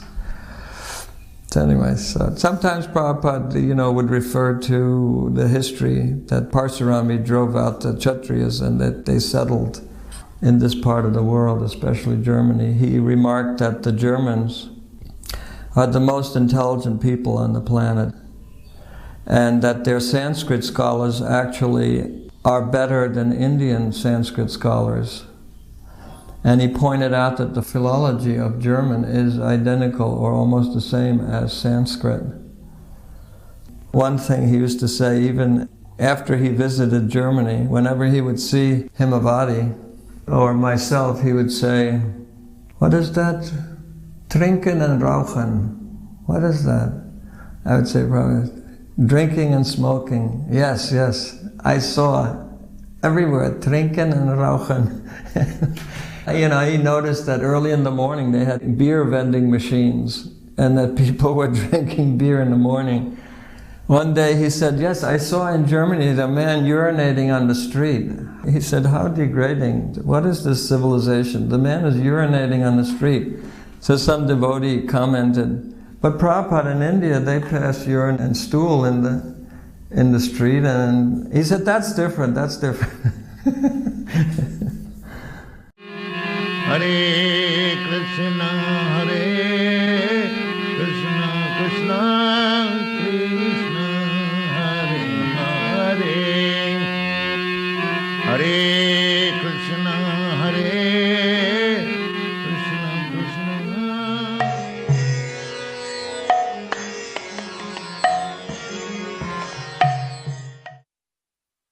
So this is Srila Prabhupada's visit to Melbourne in 1974 when he came out specifically for the Rath Yatra festival.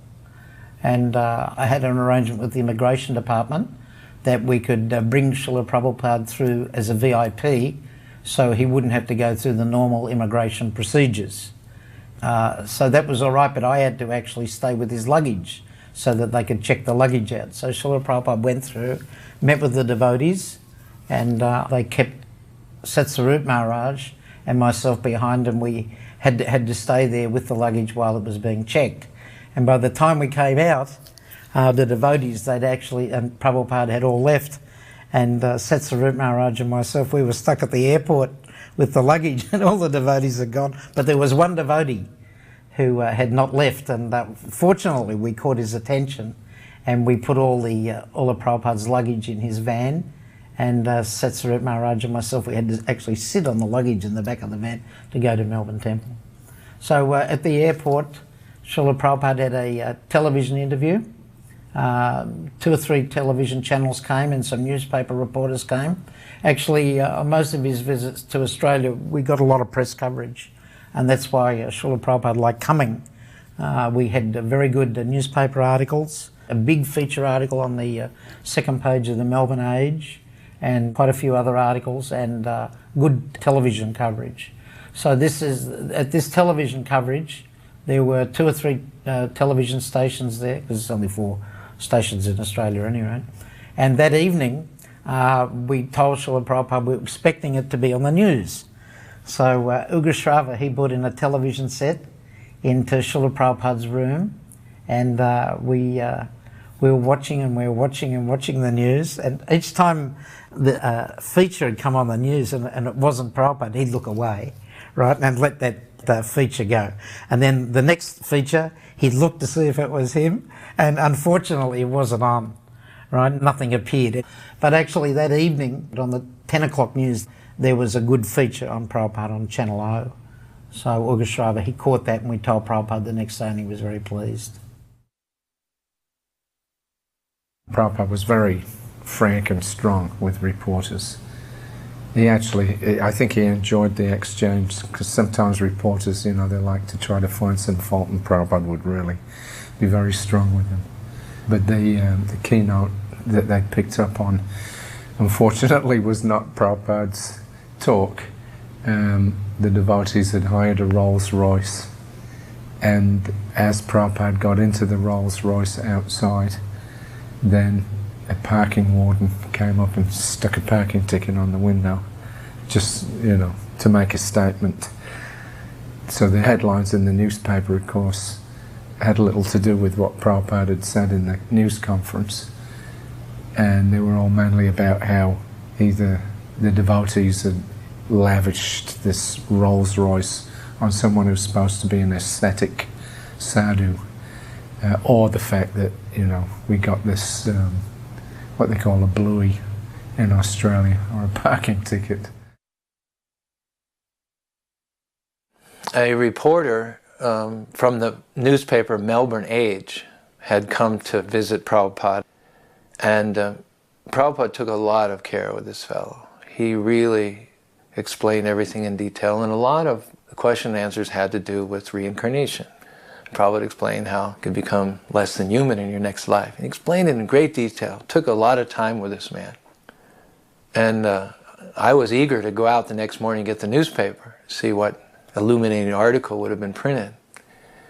And I was very crestfallen when I opened them, saw the title, Swami says he'll be animal in his next life. And I was just shattered. I thought, Prabhupada spent so much time with this guy. It was with frustration and anger, that I brought the paper to Prabhupada, and I thought I should preface my giving it to him with something, to prepare him. And I said, Prabhupada, he didn't understand, or chose not to understand anything you told him. He just twisted your words. And he said, what is the title? And I said, Swami says he'll be animal in next life. Does he mention Krishna? I said, yeah. Is Krishna's name in the article? I said, yeah. He said, count. And so I counted maybe 7 times Krishna's name.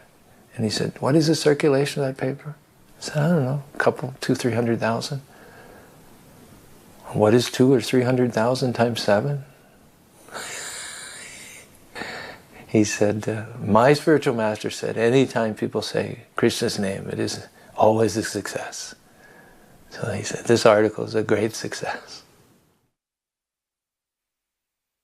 I remember when Prabhupada arrived, then we'd hired a Rolls Royce, and that was a cause of a lot of publicity. Actually, it made the evening newspaper.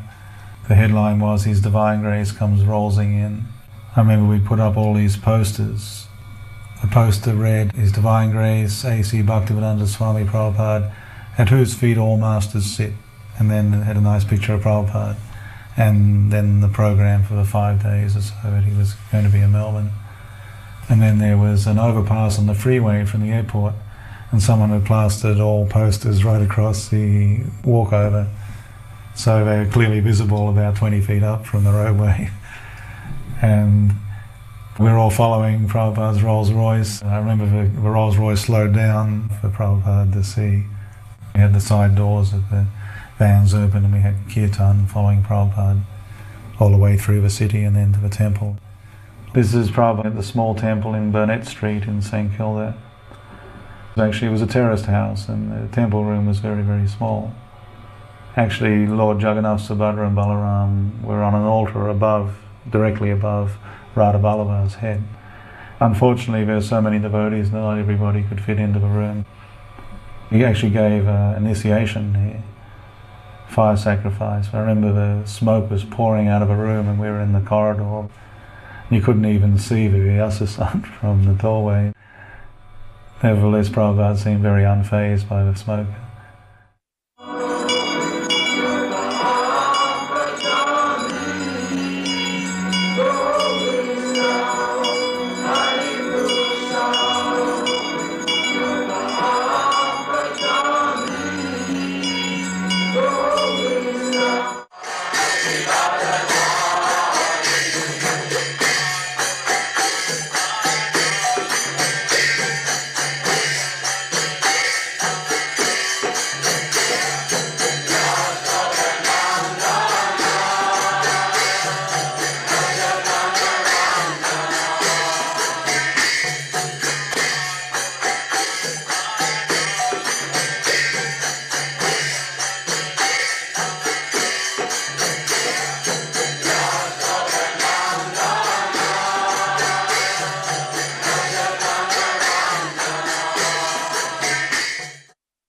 So everyone was gearing up for Prabhupada to come, installing the deities.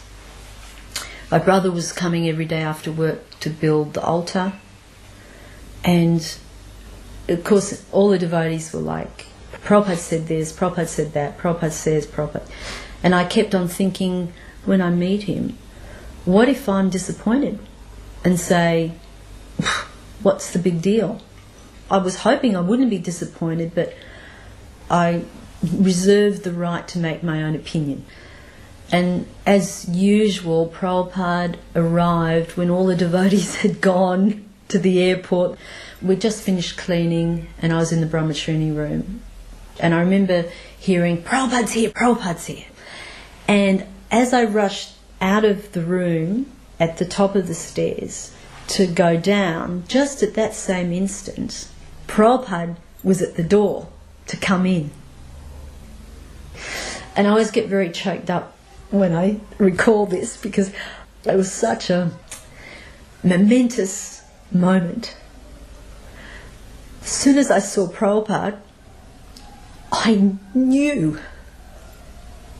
without a doubt that Prabhupada was everything everyone said about Prabhupada.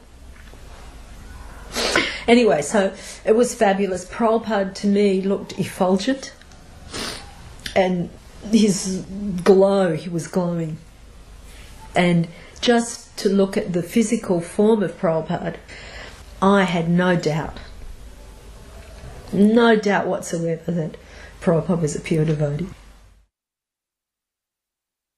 The lecture in the Melbourne Town Hall, right opposite where our current Gopal's restaurant is today. There's a lower Melbourne Town Hall and there's an upper Melbourne Town Hall. The upper one is a gigantic cavernous hall, concert hall, with the organ. So we chose the lower town hall so it wouldn't look out of place if we only got a few hundred people, because the large one holds thousands of people. And we got quite a few hundred people along to attend Prabhupada's 1974 town hall lecture. And it was quite a wonderful event. We see Srila Prabhupada wearing that gorgeous saffron silk outfit that he's wearing there on that incredible saffron Vyasa that was built by Shyamananda Das. It was made of saffron silk and it was quite astonishing. It all came to pieces and we were able to carry it to various venues. Some places we even had extra pieces attached that were on a motor and would spin around with little lights on them that would attract the spotlights. But that turned out to be rather of an over-endeavour. This movement, Krishna consciousness movement, is teaching the science of God. And if you accept the name of the God, name of God, Krishna, this is also found another system also, then you will be able to associate with God immediately. Srila Prabhupada stayed in our house in Brighton when our temple was in St Kilda. So at that time, the quarters for Srila Prabhupada at the St Kilda temple weren't so nice. So my husband and my family, we moved out of the house. Srila Prabhupada moved in, and prior to him moving in, the devotees adjusted the house. They covered all the wall-to-wall carpet with white sheeting. And I would be at the house and Srila Prabhupada would be walking down the hallway and smiling, and his gentleness in his eyes. And at times he thanked me for him staying in the house. I only asked him if he wanted something to eat or what he would like. And he was always so polite, and he would say, yes, thank you, or no, thank you, or do not trouble yourself. Or actually one time Prabhupada said, is there any service that you need? And with that, I didn't know what to say to Srila Prabhupada when he asked me that. So I said, no, Srila Prabhupada, just being here in your presence is all the service that I need. I didn't ask any spiritual questions of Srila Prabhupada. I was always sort of speechless in his presence, really. So I think I was a little bit too shy to ask him anything. Here in this material world, the name and the substance different. Just like if I am thirsty, I want water. So the water must come to me. If I simply chant water, water, water, that will not be effective, because it is relative word. But in the transcendental world, Krishna is the name of God, and it is God also. So, by chanting Hare Krishna, you are directly in contact with God. This is the meaning of Hare Krishna. Originally my family lived in Melbourne, so I rang up my father and told him that my spiritual master is coming to Melbourne and on such and such a day, and it'd be really good if you could come and see him. And he did. And he came that day and saw Prabhupada, and he came along there and merged with the crowd and, listened to Prabhupada, and, although he's a fairly serious Christian himself, he was very pleased to come along, and he had nothing but words of praise for Prabhupada. And he'd always supported me becoming a devotee, having, years early dropped out of university and become a hippie and hitchhiking around the country, and every time I'd come home I'd be onto some different kind of trip, and I'd, rave to him about it. But when I actually committed myself to fully participate and join the Hare Krishna movement, he was very happy and supportive of that, And I found out some years after I'd been a devotee that he was involved in some inter-Pacific conference about religious toleration, because I found a printout of the conference when I was a devotee in the temple. I didn't even know about it when it was happening, but he got up in front of everyone and said, my son has joined the Hare Krishna movement. It isn't my beliefs, but still I fully support him to be involved in it, and I think it's a good thing. And my father was a school teacher. He was teaching in a grammar school. I think it was a Church of England school. But still, after the new temple was opened in Melbourne, in Middle Park, with beautiful Radha Balba and Gaunitai and Jagannath deities, he organised an excursion from the school every year to come visit the temple, have darshan of the deities, and have prasadam. And he did that for many, many years. This is not enjoyment. You have got a car, but you are running at 70 miles speed, going to your business. and there you are earning hundreds and thousands of dollars. So you are thinking that you are enjoying. But this labor is suffering, you forget. And in order to forget this suffering, then I take to wine, take to this, take to that, to forget this suffering. So actually we are suffering, but we are accepting it as enjoying. This is called illusion. So, whatever we are doing in certain type of body in this material world, that is suffering. That is not enjoying. Because why you are placed? Because why you wanted to enjoy life like that. So Purusha prakritastha bhungte prakritijan guna. And this profit is nothing but acceptance of the quality of material nature. And that is very practical, we can understand. It is like we are getting, I get, say, $50,000 in a check. So I think that I have got $50,000. But what is this? It is $50,000, it is a piece of paper. You see?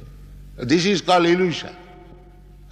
In this way, you study your life, you will see if you are sober, if you are actually thoughtful, you will find that this is not my life.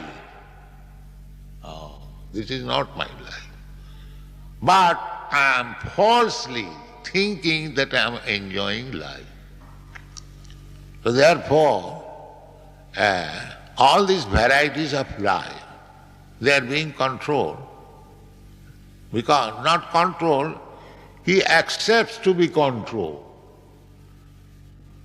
Prakriti does not want, nature does not want to control you. Just like police force. Police force is not meant for controlling you. But when you accept to be controlled by police, when you become a criminal, then police force controls. Not that police force is made by the government unnecessarily to control you. No, he is to help you. The government has arranged policemen in every crossing. They are wandering in the street. They are meant for helping you. They are not meant for controlling you. But when you agree to be controlled by the police, then it controls. Prakriti kriyamanani gunai karmani. Then you become under the police control. If you become criminal, therefore frustration. Next stage is frustration. Everyone, we are frustrated because we are in this material world. The Prahlad Maharaj says, a great devotee, that his father asked me, my dear boy, what best thing you have learned? He said, my dear father. He did not say father. His father was first-class materialist. Say, he addressed him the best of the demons. Anyone who is very much sensuous, very much attached to sense gratification, they are called demons. And those persons who do not indulge in sense gratification but utilize this body or this life for God realization, Krishna realization, they are called gods. There are two classes of men, demon and God. Those who are engaged in God consciousness, they are not God but godly. And those who are not, because this human life is meant for this purpose, forgetting our Father, forgetting our God. We are criminal within this material world. Therefore, our only business is how to get out of this prison house and go back to home, back to God. The quality is the same. A drop of Atlantic or Pacific Ocean and the ocean, if you test the drop, a small drop, it is salty, you can understand that the ocean is also salty. But the contents of salt, that is very small, and the contents of salt in the ocean, that is very big, that you cannot imagine. God is like you and me, a person, but He is Pacific Ocean, we are dropped. Yes? Yeah? Wait a second, hold on. Well, let her speak first. What is your question, please? Is this gentleman? Yes?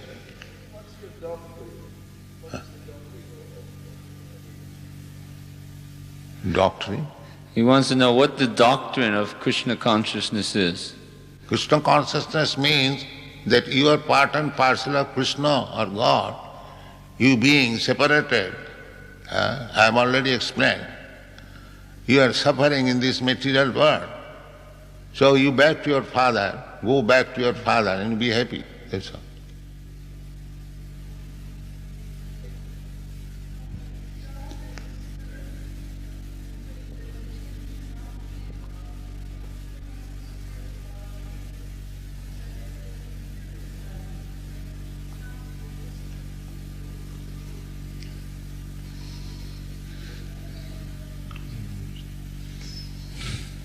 You're saying that God is spirit, we are spirit, and what follows from there? Mm-hmm. So we're spiritual ideas and of God, so therefore the material state of mind. So what is the question?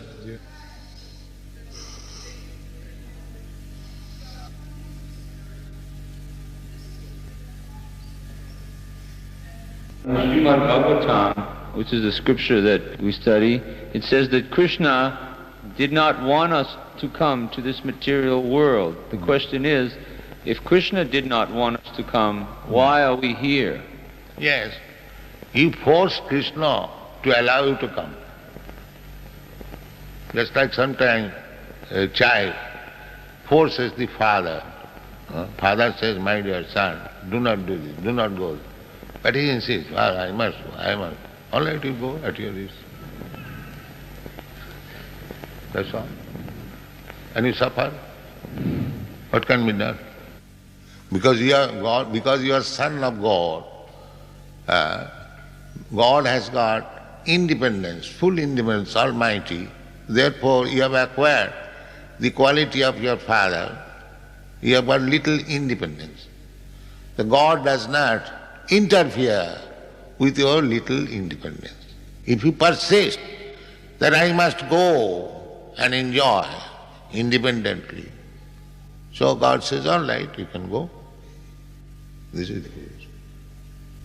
You have to take sanction, that is a fact. But when you persist, God sanctions. And you come and enjoy. Beginning from Lord Brahma down to the worms in the stool, gradually, according to your work, according to your desire, you manufacture your different types of body and enjoy and suffer. That's all. My job was to do the speaking engagements for Prabhupada, the bookings, and one such booking was at a monastery seminary combination called St. Pascal's. Prabhupada gave a wonderful lecture. I listened to that lecture once a year just to remind myself of how wonderful it was. He was speaking to seminarians, people that were committed to another religion, and he created a broad basis of commonality. It was a wonderful, non-sectarian lecture about God consciousness. And it wasn't overly long. But there was a very nice question period, which was prolonged, because he definitely piqued their interest. And I remember one of them stood up and he said, what do you think of St. Francis? And Prabhupada, as he often did, he said, what is his philosophy? And the seminarian said, he saw God everywhere. He called the tree his brother, the bird his sister. And Prabhupada's eyes got wide. he just looked at this seminarian. His head went back, and he looked around at everybody, and he said, "That is real God consciousness." And that brought tears to some of these guys' eyes. And here was a man from India, and on the basis of this very much to the point description, probably had more respect for him than anyone in the room, than the people coming from his very own tradition. And that impressed them. And then there were some other questions which were very deftly handled, and then we came to the point where Prabhupada invited them all to join us in Kirtan. He said, "I've heard that the Greek word for Krishna is Christo." And he said, "What happens when you say it repeatedly? Christo, Christo, Christo, Krishna, Krishna, Krishna, Krishna, Krishna." So you have your word for Christ, and we have our word for God, and it's the same word, so let's join. And by gosh, they did. And during the course of that kirtan, they all stood up, they all were clapping, they all were chanting, and for the second time, I saw tears coming from their eyes. Have this human form of life, the facility of this life, or this form of life, is given to us just to understand God. Other forms of life, cats and dogs, trees, and so many other things. There are 8,400,000 forms of life. So in other forms of life, it is not possible to understand what is God. If we call all the dogs of your country, come here, we shall talk about God. No, there is no possibility of understanding. But in the human form of life, there is possibility. Doesn't matter whether it is in India or America or Australia, any human being, if he tries and if he reads the scriptures, never mind Bible, Bhagavad Gita, Bhagavad, then he will understand God. The beginning of the Srimad Bhagavatam, Janmadasya Jataha, absolute truth is that from whom everything has come into existence. Now, what is the nature of the absolute truth? Everything means there are two things, matter and spirit. Two things. Just like this table is matter, and we, living entities, we are spirit, spirit soul. This material body is my covering, just like dress. Every one of us is dressed, covered by some kind of dress. Similarly, all living beings, they are dressed by the material covering.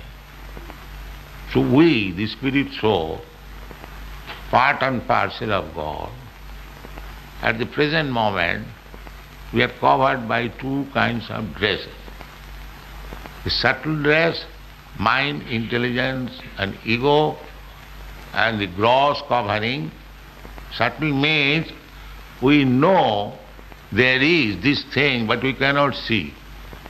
Just like you know I have got mind, I know you have got mind, but I don't see your mind, you don't see my mind. I know you have got intelligence, you know I have got intelligence, but we don't see what is that intelligence. Similarly, identification, I am this consciousness, that also you have got consciousness, I have got consciousness, but we don't see. So things which are not visible to these material eyes, that is called subtle. And spirit soul is still subtle.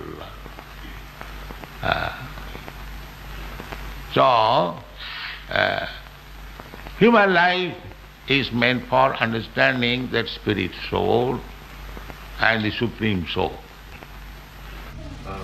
Your devotee said that you aim to get beyond the disease of material existence. I didn't quite pick up what your process was for doing this, but could you tell me what the end result is? Once you do get beyond this. What is that?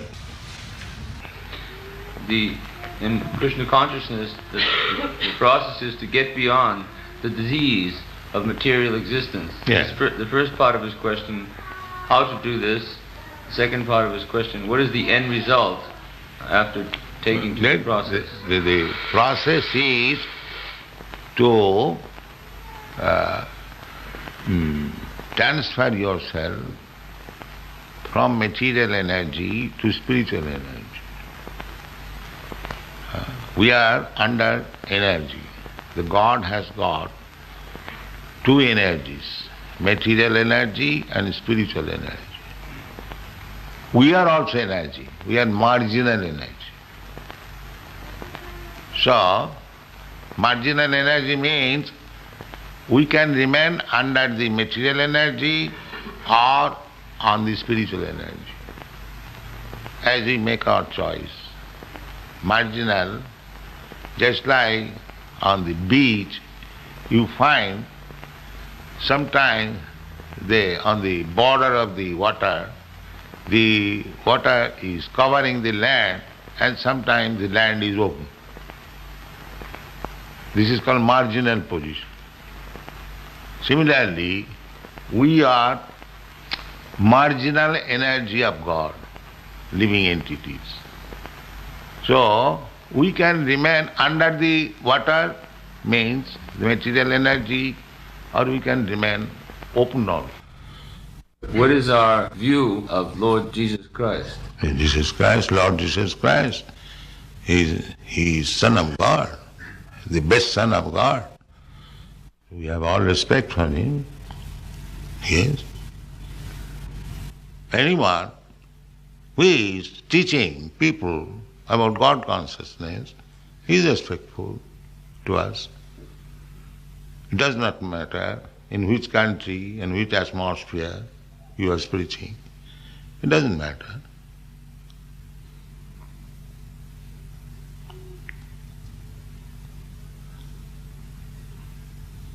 Yes, sir? St. Francis of Assisi found God in the material rather than utilize the material for God. And St. Francis used to talk about brother dog and sister cat, sister water and brother wind. What does His Grace think of as St. Francis approach to the material? St. Francis, the founder of this particular order, which we have been invited to speak to, found God in the material world, and he used to address the aspects of the material world as brother and sister, brother tree, sister water, like that. What is your view upon this? The real God consciousness. This is real God consciousness. Yes. Not that I am God conscious and I kill the animals. That is not God consciousness.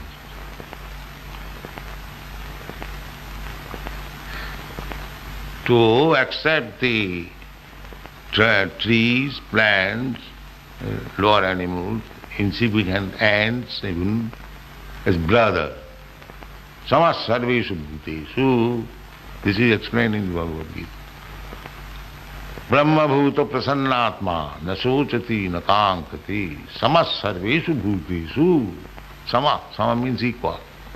To all living entities. To see the spirit soul, anyone, it doesn't matter. Either he is man, or cat, or dog, or tree, or ant, or insect, or big man. They are all parts and parcel of God. They are simply dressed differently. Pandita samadarshina. One who is pandit, learned, his vision is equal. So, is St. Francis was thinking like that. There is higher standard of spiritual understanding. Yes.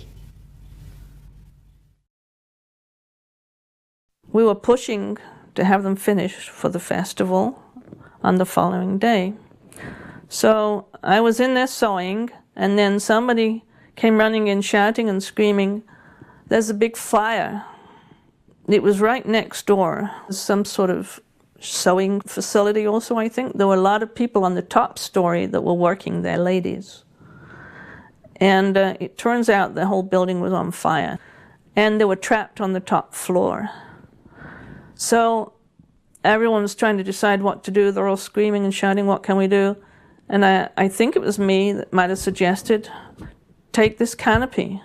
So we took the canopy, which was made of ripstop nylon, very strong, and we took it out, and the men, there was a large number of men there, devotees, and they held it a few feet off the ground, taut as they could make it, and told the women, "Jump." And at first they didn't want to. But when the flames started whipping out the window and the smoke was coming and they just couldn't take the fire any longer, then one by one they started jumping. And they all jumped successfully.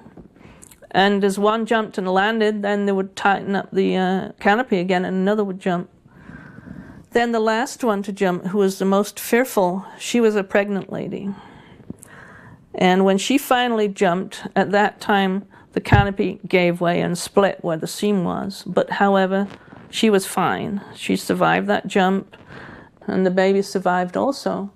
So I was glad to see everyone was safe and sound, but I immediately started thinking, aha, how can we use this for publicity? So I suggested someone go and call the press quickly. And we got the papers, newspapers there, and we explained what had happened. So that in the following morning's newspaper, headline news was, "Hare Krishna heroes save ladies from fire," or something like that. And they showed it to Prabhupada, and he was extremely pleased. And it was very good advertising for the Rath Yatra, because we're on the front page the very day of the Rath Yatra festival, so we had a huge crowd that year. The irony surrounding the whole town hall engagement and the Rath Yatra festival was that the people that were issuing us thousands and thousands of dollars worth of tickets for chanting, dancing in the streets and distributing Srila Prabhupada's books in the streets were the same people that we had to go to get the permits to conduct the Rath Yatra festival. So I remember when I first had to go there to the Melbourne City Council, big, dark oak draped council room with 30 or 40 of these city councilmen sitting around the table, and I walked in with my shaved head and my dhoti and had to convince them that they should allow us to have the Rath Yatra festival. So when I walked in, he had this big pile of tickets on the table. And the head of the city council, the mayor of the city, said, "Well, what are we going to do about all these tickets here?" And I convinced him, well, Krishna convinced him, that they should not let these unpaid tickets have a bearing on their opinion whether they should give us the Rath Yatra permit or not. And I remember thinking to myself, looking at the mayor's chest and saying that, "Krishna, you are in his heart. Inside his chest is his heart, and inside his heart you are there. And if you want to allow us to have this Rath Yatra festival, then you will instruct him from within that he should allow us to have this." So the mayor was very flamboyant. He said, "Just tell me one reason why I should allow you to have this festival, seeing that you have flaunted, you have snubbed us by not paying one single ticket that we have issued to you, which is thousands and thousands of dollars. Why should we give you the permission to parade through our streets?" And I looked at the council, and I knew the egalitarian sentiment of the Australians. They always wanted to give people a fair chance, because the history of Australia is that they were subjugated by the Britishers. The prison colonies were started there, and they were always for the common man. So I looked at the mayor, and I used one of the Australian idiomatic expressions. I said, "Well, can you give us a fair go? That's all we're asking for, is a fair go." And the mayor looked around, and he didn't want to be the one to say that he wasn't going to give someone a fair go. And he looked at the members of the council, and he said, "All right, we'll give you a fair go." And he stamped the permit, and we got the permit to have the Rath Yatra. So the same people that were giving us tickets had to give us the permits, and Krishna arranged it in such a way that they didn't hold it against us. So the Rath Yatra went on, and Srila Prabhupada's speaking engagement went on in the Melbourne City Hall, and newspapers gave us favorable reviews. When Prabhupada came in for Rath Yatra, it was midwinter, June. That was partly because he had told Madhavisa, if you become the #1 book distributors in the world, then I'll come. And so we did, actually. He organised the BBT party, and Australia was consistently at the top of the book distribution ratings, even though we were just a tiny yatra at that time, maybe about 50 or 60 devotees in the whole country. But Prabhupada kept his word, and he came in 74. It was in the middle of the Melbourne winter. It was very, very cold. It was about, probably that day was about 12 degrees. Prabhupada came and joined us about halfway through the parade in Collins Street. And of course, when Prabhupada arrived in the actual parade, the devotees were in ecstasy. And in front of the Rath Yatra cart, we had this big diorama of Lord Chaitanya, big golden diorama. He was about 14 feet high. He was following in front of the Rath cart, and we were walking in front of Lord Chaitanya.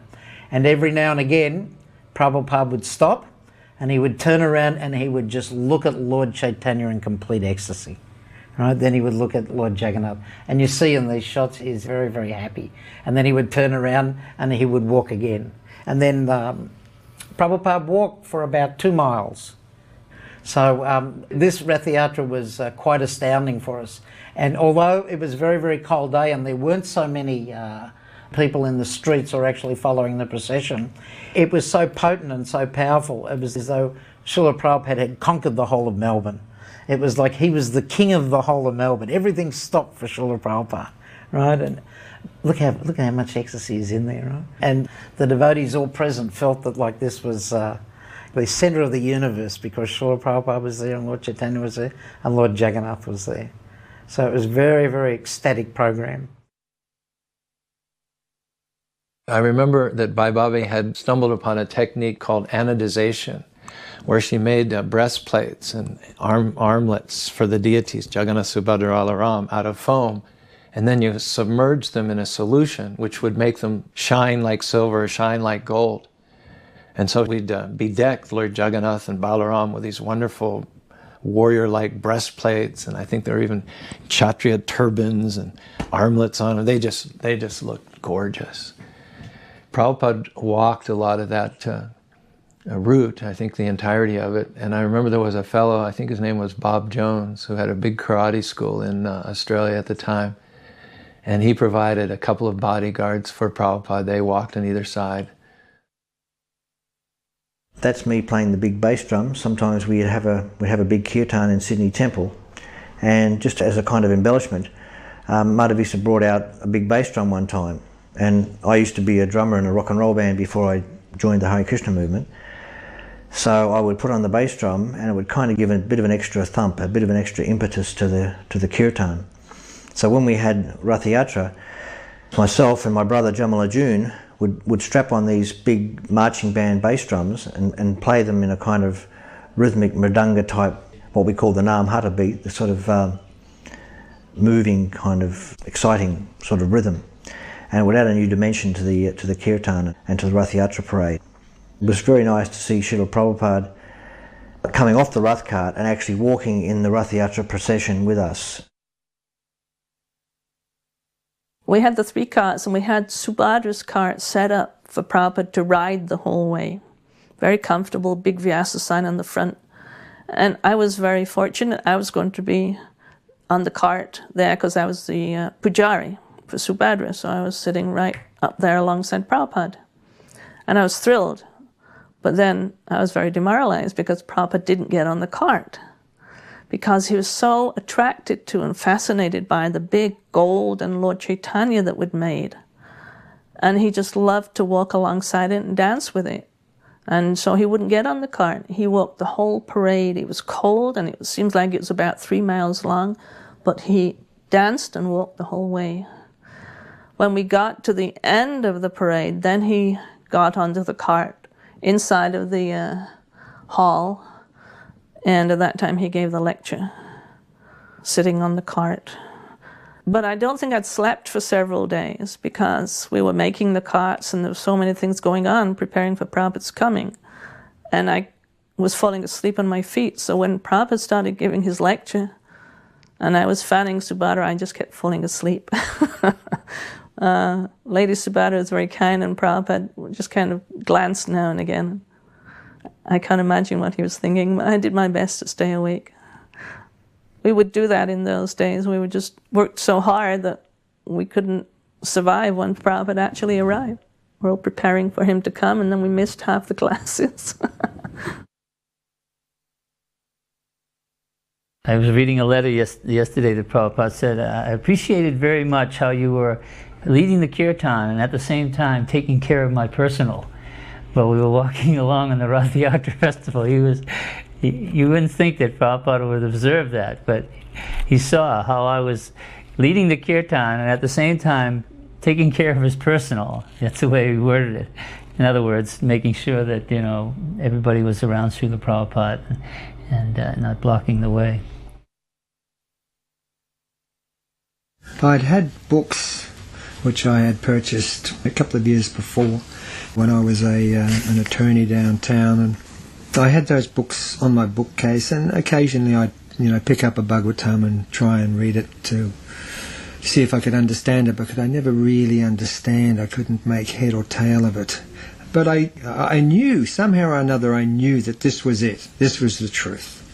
This was the real thing. And also Prabhupada, I just had the conviction that this person, he was a person who had no ego, and that he stood for what was the truth.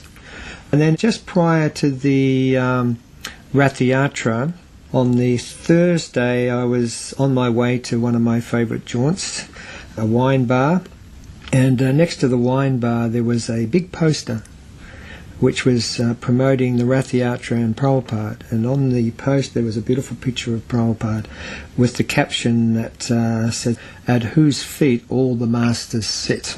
And it really impacted on me. And I looked at the poster and I thought, yes. So then the Saturday came around, so I went to the Rath Yatra. And then in the distance I saw these amazing, huge chariots. There was 3 of them with amazing canopies, and this amazing statue, which was maybe 30, 40 feet high, of this golden personality with his arms in the air. And there was literally hundreds of devotees, it appeared to me, were dancing ecstatically and blissfully, and it was just a swirl of colour and movement. There was a couple of marching bass drums, and it was just a wonderful sight. I was just struck with wonder. And then in the middle of the chanting party was this diminutive personality, Srila Prabhupada, who I had recognized from the books and from the poster. When I first saw him, he was actually dancing blissfully with his arms in the air. I could see all the devotees were completely caught up in rapture. So it appeared to me, in retrospect, Prabhupada was like the full moon surrounded by the stars in the sky on a cloudless night. It was just a wonderful sight to behold, and I was just completely overcome with joy myself at seeing it. At this stage I was hooked. And so I followed the procession up the street and into the exhibition buildings, and there Prabhupada gave a lecture, but I really couldn't understand what he was saying. But it was something that was totally out of this world, and something that I just felt, this is it, and I want to be a part of this, whatever it is. But I was caught up. I had Prabhupada fever very quickly. I mean, it was very contagious. It was spreading right throughout, and I caught Prabhupada fever that first time that I saw him, and I still have it today. Apparently it's incurable. Once you catch Prabhupada fever, you have it forever. Over the years, I've met many, many people who actually saw the parade and saw Prabhupada on that day. And just a couple of years ago in our restaurant, one lady came in and she told me how that she'd seen our leader on this festival going through the streets of Melbourne, and how she saw this big golden form at the head of the parade leading the procession. And she said it really profoundly affected her, and that over the years, many, many times, she'd had dreams of that particular festival and of that particular golden form of Lord Chaitanya. So that was the potency of Srila Prabhupada and Lord Jagannath and the Rath Yatra festival. After the Rath Yatra parade, which was extremely successful, we wheeled all 3 carts into the Royal Exhibition buildings, which were the final resting place of the Rath Yatra festival. And Prabhupada gave a nice lecture from the cart. After his lecture, he came down the stairs and he rested on a chair in a small room as we were preparing to distribute the feast. And one of Prabhupada's disciples, Gopinathacharya, entered the room with some incense. So Srila Prabhupada is sitting there resting a little on a seat, and Deepak Prabhu introduced me to Srila Prabhupada and said, "Oh, this is Gopinathacharya Das, he's one of our leading book distributors." So Srila Prabhupada was actually very interested, and he turned his head very regally, looked at me and asked me what I said to sell the books.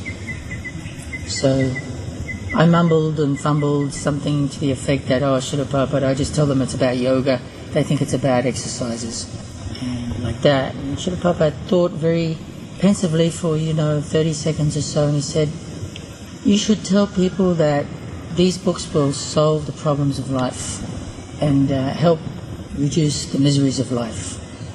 In retrospect, I believe Srila Prabhupada must have been thinking of the verse from the first canto of Srimad Bhagavatam, "Anato pasamam sakshat, bhakti yoga madhokshte, lokasya janato vidvans chakri satvita sanghitam." The material miseries of the living entity, which is superfluous to him, can be directly mitigated by the linking process of devotional service. But the mass of people do not know this, and therefore the learned Vyasadeva compiled the Srimad Bhagavatam. So I felt very blessed to be privy to Srila Prabhupada's personal instruction what to say to distribute his books.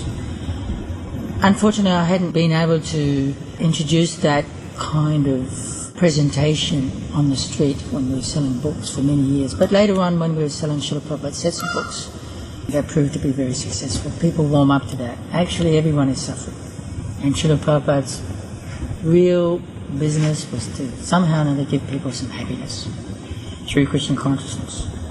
So then he began to speak about the prediction in the Chaitanya Bhagavat, Pratibhite Atetato Nagaradigram, Savachapachaho Monam, that Lord Chaitanya's name would be heard in every town and village.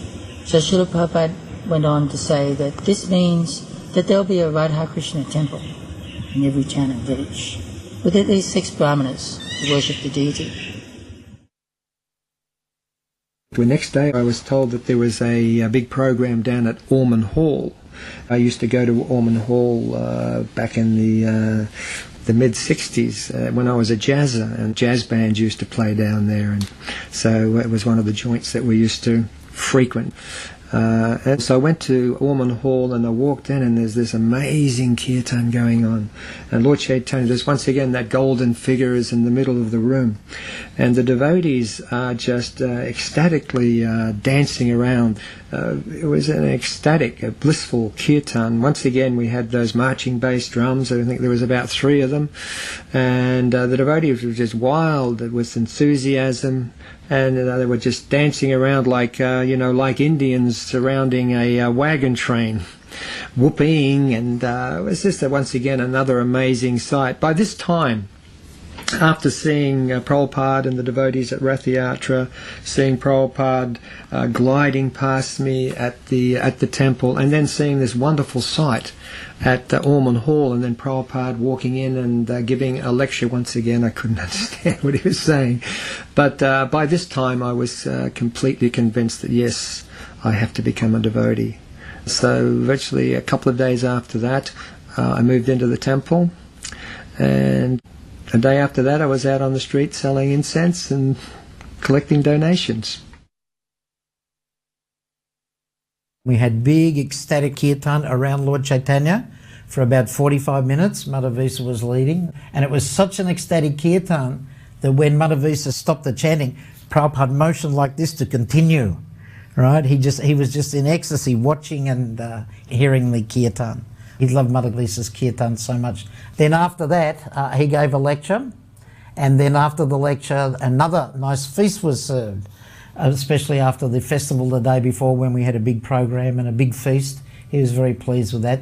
But then the next day, it was on a Sunday, another big feast was served, and he said, "Who has cooked this?"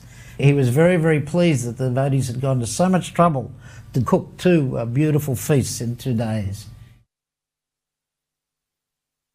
As usual, my service was to cook a huge feast for the program.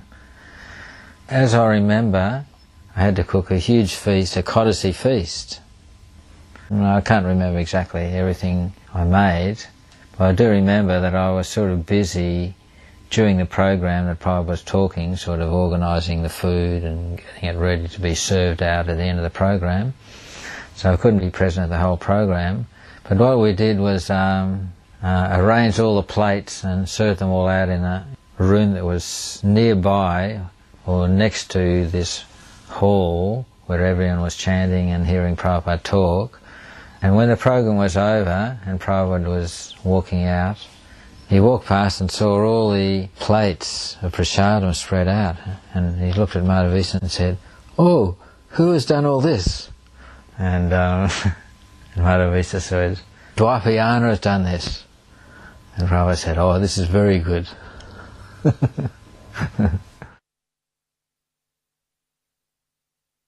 The large murti of Lord Chaitanya that we see in the Ormond Hall lecture here, that was created by Dormia Das, and Dormia had perfected the art of cold electroplating.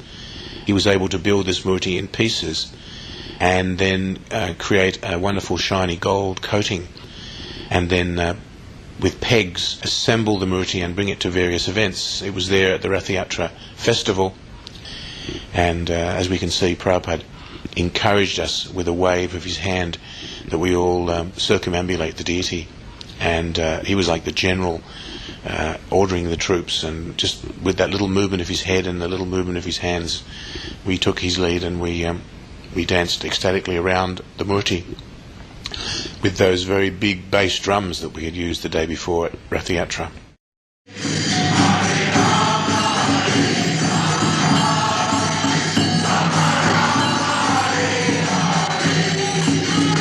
Hare Krishna.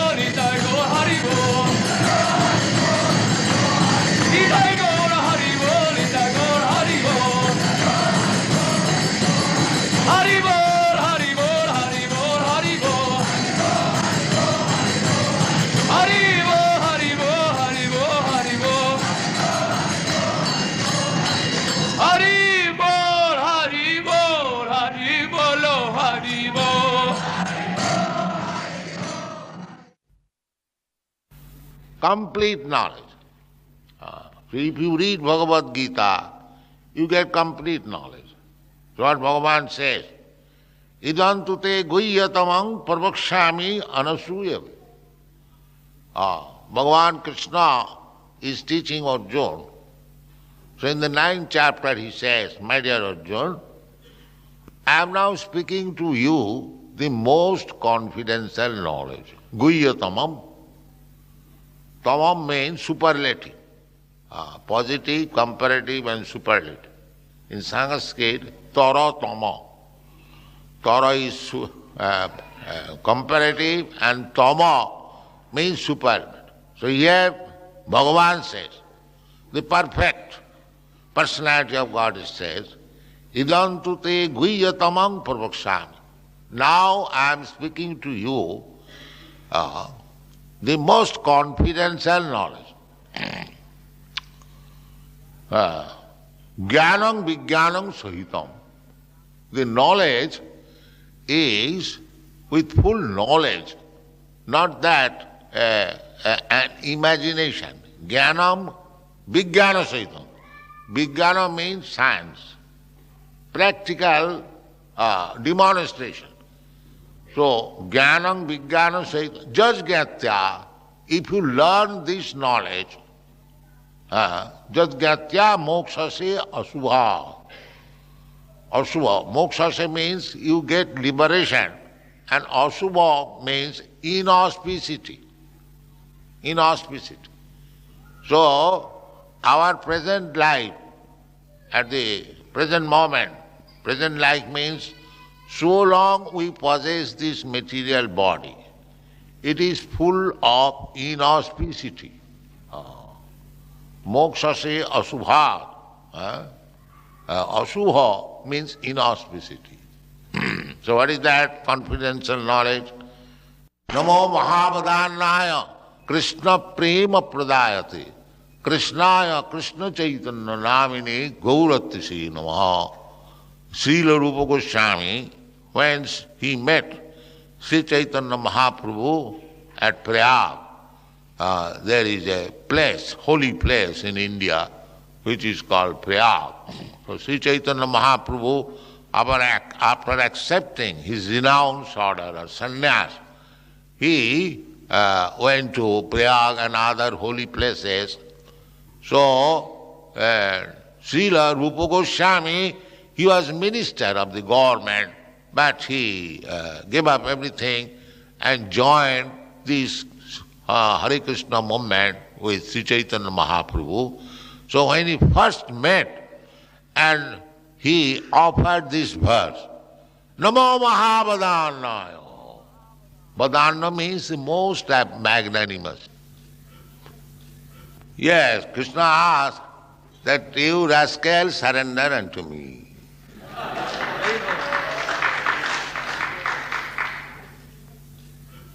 You are all rascals, you surrender to Krishna. Then your life will be successful. Yes.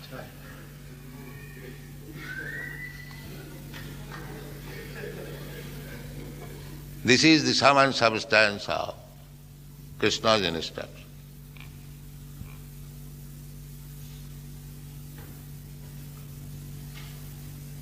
Sarvadharman parityajya mamekam saranam bhaja.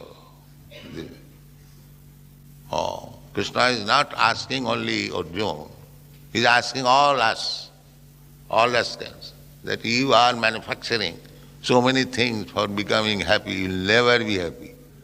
Rest assured. But surrender to me and I will make you happy.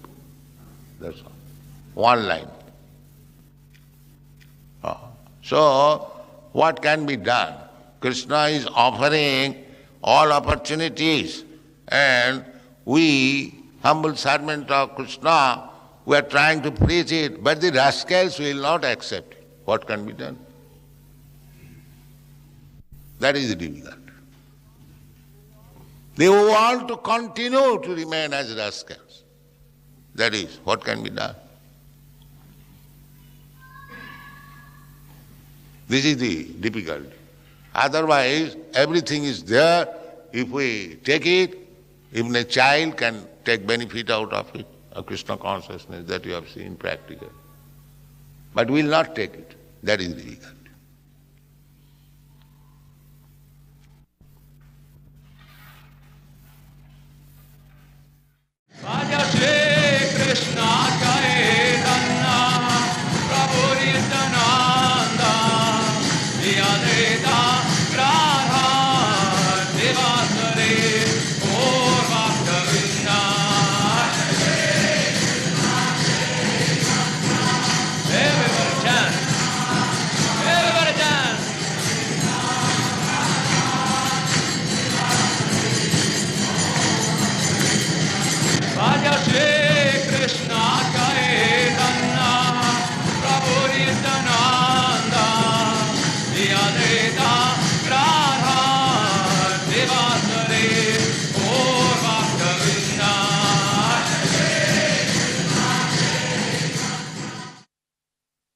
Prabhupada would be giving a lecture and his glance would kind of fall over you and he'd just be looking straight through you.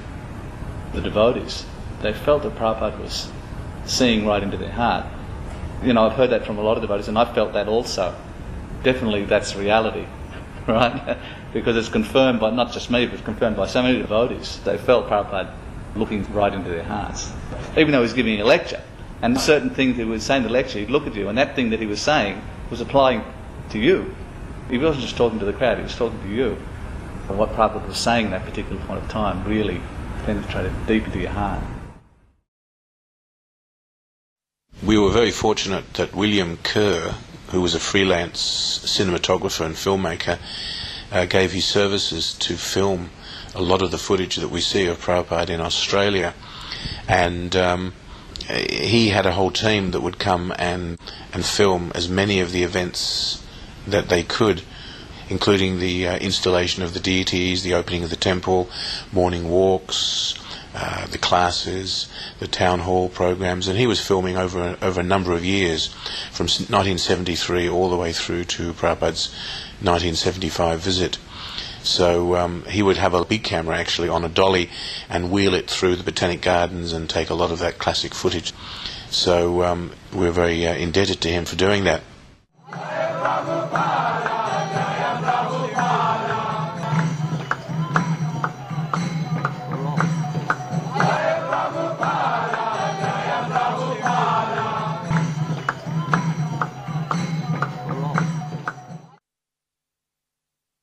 There were 3 major universities in Melbourne, and La Trobe University was one of them. We arranged a program.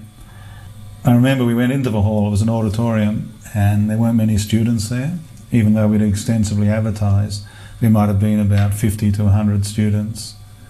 But it was a huge auditorium and it wasn't filled up, so then Madhavisa had the idea of it to take all the devotees out, and Prabhupada hadn't arrived yet, and do a big Harinam on the main quadrangle in the university and try and bring more students back. And it had the desired effect because it was right at lunchtime. It's like the Pied Piper. Madhavisa brought all these students in. The whole auditorium was full to capacity. But as it happened, it was only about 2 or 3 minutes into Prabhupada's lecture then the students started heckling. At this time, in the early 70s, La Trobe University were in the throes of Vietnam protests. The Vietnam War had become a very unpopular war throughout Australia, and Srila Prabhupada was identified by the students as someone who was taking the thunder away from their anti-war demonstrations by preaching peace and love, instead of encouraging students to demonstrate against the war. Prabhupada was telling people to chant Hare Krishna and to solve the problems of the world like that. So they had strategically placed many of the students in the audience that were specifically there just to disrupt the lecture. So after the kirtan was over, Srila Prabhupada began to speak, and immediately one student stood up and started to object to what Srila Prabhupada was saying. And the gist of what they were saying is that Srila Prabhupada was there just to disturb their anti-war sentiments. Then we had that person removed and brought into the back.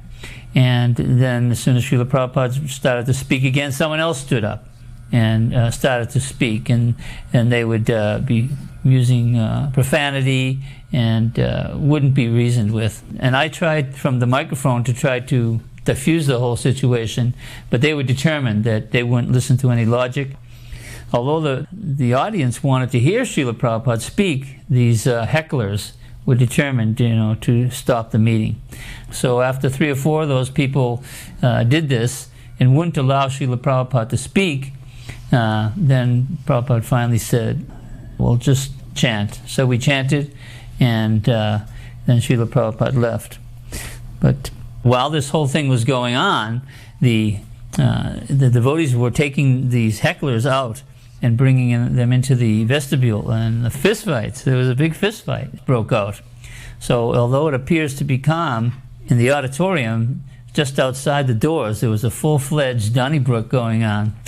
And the devotees were defending themselves, and it became quite a bloody scene. And one of the students had a knife, and he threw the knife on the ground, and he said, look, they have a knife, they're trying to stab me. And so the security guards came, and it was a big commotion out there. But just Krishna was working in such a subtle way. The temple president of Sydney, Australia now, his name is Atmarama, he was initiated by Srila Prabhupada. But at that time, he was a student at La Trobe University. And he saw all these people walking into the men's room. They're all bleeding, bloody noses. And he said, gee, I thought those Hare Krishnas were, peaceful people. He says, how come there's a big fight going on? He said, oh, they were heckling his spiritual master. And he said, oh, these guys are really committed. And he was profoundly affected by the devotees' fierce loyalty to Srila Prabhupada. And soon after that, he became initiated, and now he's the temple president of Sydney. So Krishna works in strange ways. Also, the students up on top of the underpasses as the devotees were leaving, they dumped black paint on our white vans. So it was an orchestrated thing by these anti-war demonstrators. So when Srila Prabhupada got back to his rooms, he said, now we know we cannot have any free speaking engagements anymore. He says, and whenever I speak in public like this, you must charge $5 or $2. There must be some admission charge, because when we have these free assemblies, then any riffraff can come and cause a disturbance.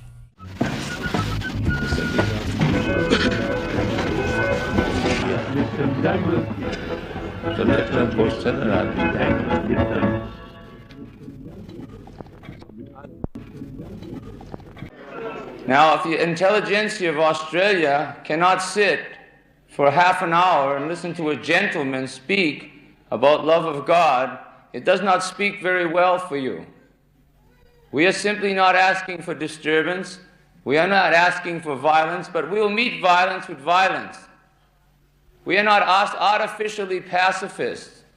We are asking you to listen like gentlemen. We have come here in goodwill. We have come here not to cause any disturbance.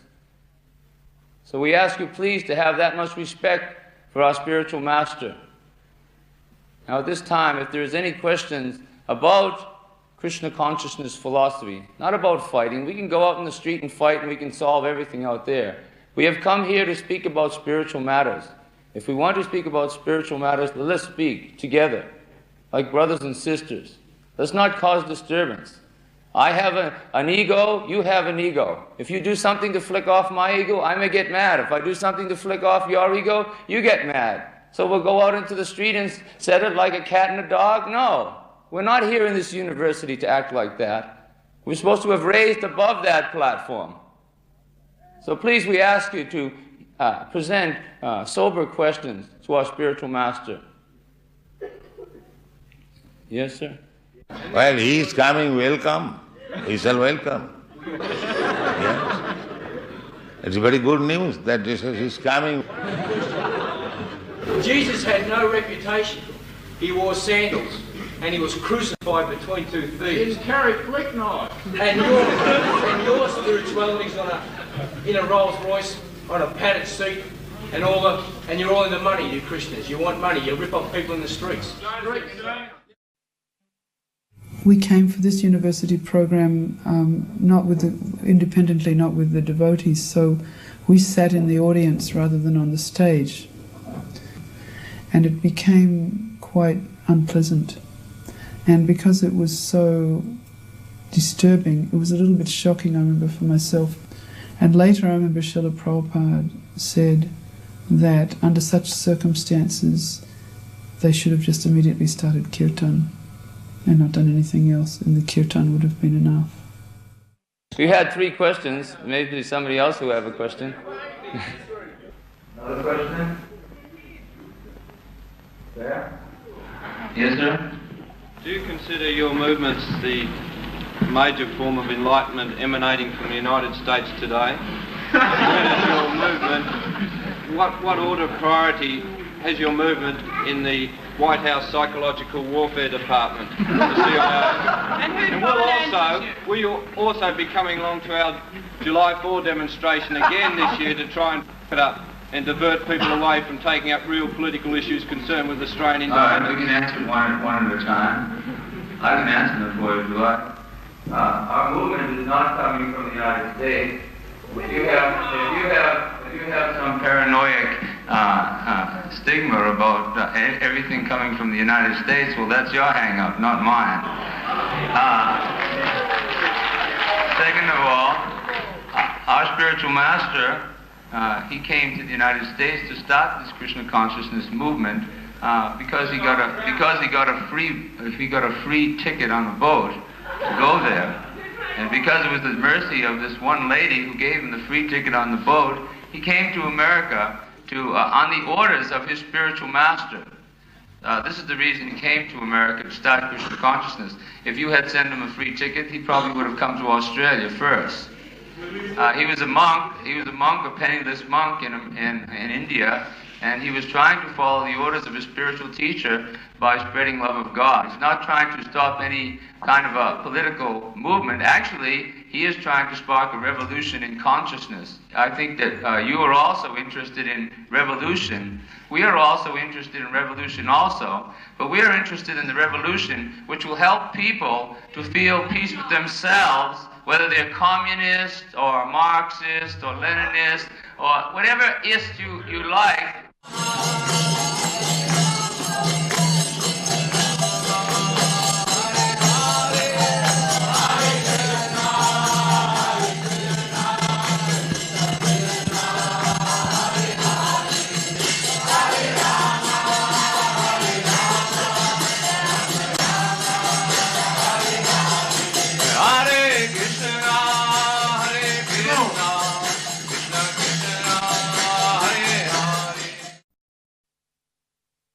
This is a morning walk in the Botanical Gardens in Melbourne.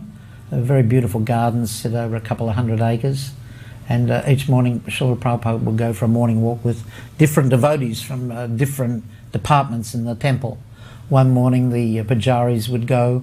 Next morning the devotees from the book distributors, the BBT party, would go. The devotees who are working for Spiritual Sky. So in this way all of the Australian devotees had an opportunity to go out on the morning walks. Of course, we were chanting japa and the devotees were asking many, many questions. I went on this morning walk and I was sitting next to Prabhupada. There were only a few of us. And Prabhupada was looking out at the people all going to work along St Kilda Road. And they were all dressed up in their suits, men and women. And it was like, it's one of the very kind of upmarket parts of Melbourne. And all these people were dressed up, all rushing off to work. And I was sitting next to Prabhupada, and I remember I was looking at it thinking, oh, how fortunate I am. I'm here with Prabhupada, I'm here with the great pure devotee of the world, and there are all these people just going off like mudhas to work. And then Prabhupada was looking out at them too. And then Prabhupada turned around to me, and I saw that he had tears running down out of his eyes. And he looked at me and he said, how can they be saved? That was the most important question Prabhupada ever asked me in my life. I've been dwelling on that ever since. How can they be saved? So while we were thinking of how fortunate we were, Prabhupada was purely thinking of the people who he couldn't connect with because of the barriers they put around themselves in different ways. It was early in the morning, about 6:30 a.m, and one person was practicing his golf, putting, and Prabhupada stopped in the middle of a walk and said, "What is he doing?" The devotee said, "Oh, he's practicing his golf, Srila Prabhupada." But Prabhupada said again, "Well, what is he doing?" He's wasting his human form of life. You know, the same austerities he's going to practice his golf at 6:30 in the morning, he could easily be directing towards Krishna. And actually Prabhupada had tears in his eyes watching his determination to practice his golf. And we're in the gardens on a morning walk.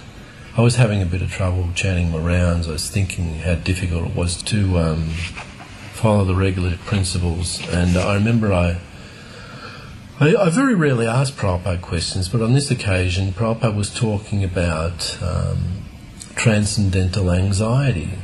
And I said to Prabhupada, "Is it transcendental anxiety, Prabhupada, when you're worried because you can't get your rounds done, or you're worried about following the 4 regulative principles and things like that?" And Prabhupada said, "No." He said, "That is material anxiety.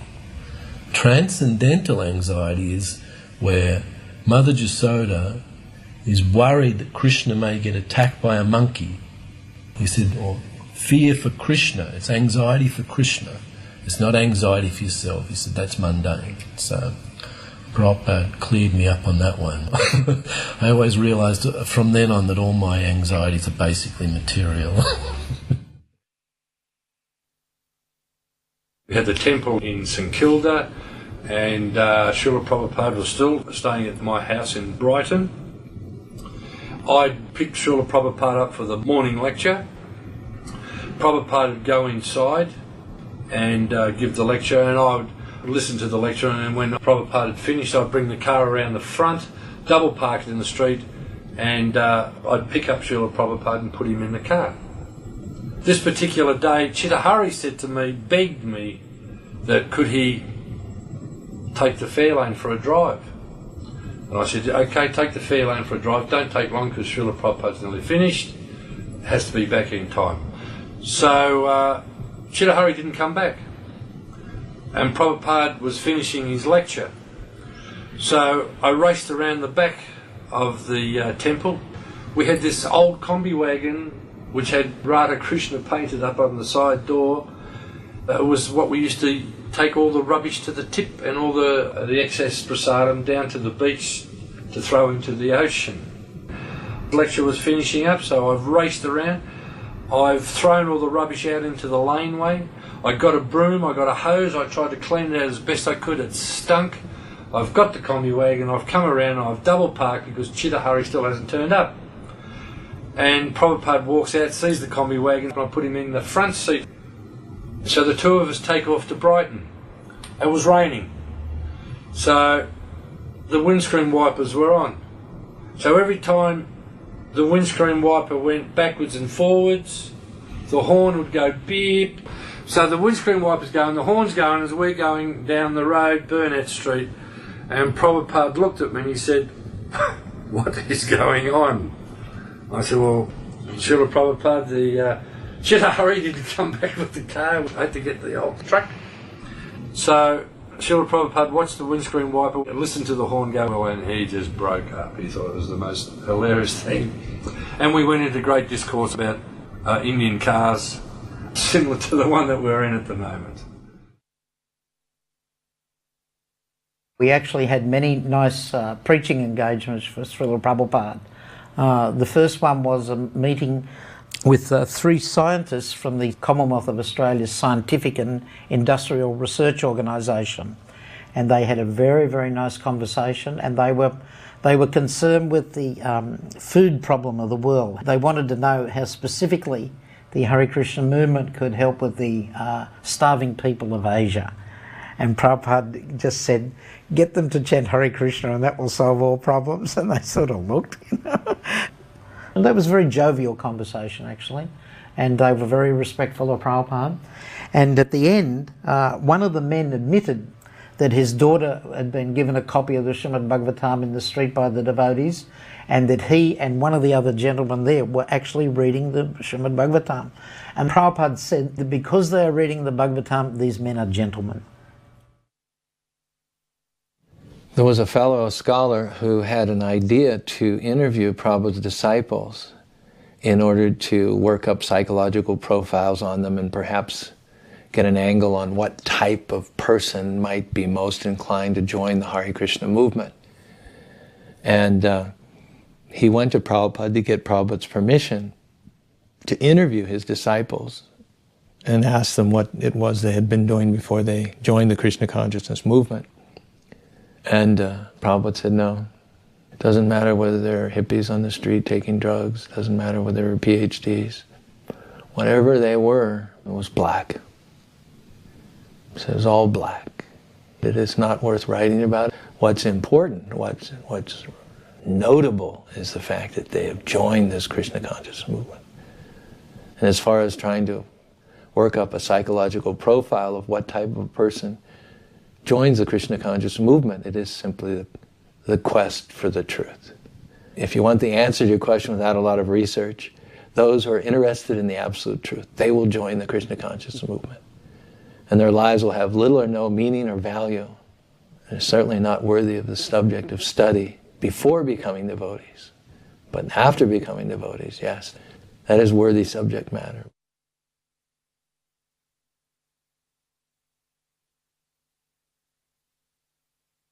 So we used to try to think of some gift to give to Srila Prabhupada. What can we think of? So one morning in the St. Kilda temple in Melbourne, which was quite small, and all the devotees from all over Australia were crowded in there. So Prabhupada entered the room and we all offered obeisances, and I just heard Prabhupada say, "Don't touch the Bhagavatam to the floor." Somebody had touched the Bhagavatam to the floor because Prabhupada said, "Don't touch it to the floor." So I had this idea I could get a nice cloth made to wrap around the Bhagavatam. And I asked the ladies who do sewing for the deities, so they had this nice brocade cloth with gold tassels at the end. And I asked her to make that. And then I went into downtown Melbourne, I found some really nice looking mangoes. I think I bought about 6. So I put these things all in the Back to Godhead box, and then I went to the house where Prabhupada was staying, and I entered the room where Prabhupada was sitting in behind his desk and talking to a whole room full of devotees. So at one point he paused and he looked over my box. So he said, "So, what is this?" So I got the book cover cloth out. And I guess you could say when I entered the room I thought, well, I've got these really good gifts to offer to Prabhupada. You know, I'm thinking this is pretty good. I've got something, right? So I picked the cloth up and I said, "Srila Prabhupada, I heard this morning you said that we shouldn't touch the Bhagavatam for the floor, so I got you this nice cloth to keep around your Bhagavatam." And Prabhupada said, "I don't touch my Bhagavatam to the floor." And then I wanted to explain what I meant, what led to me deciding to do this. But Prabhupada, every time I start to say something, he'd interrupt me. So I say, "Oh, but I mean, no, I don't touch my Bhagavatam to the floor." Every time I try to explain, he stopped me, you know. "I'm keeping my Bhagavatam on the shelf. I don't touch my Bhagavatam to the floor."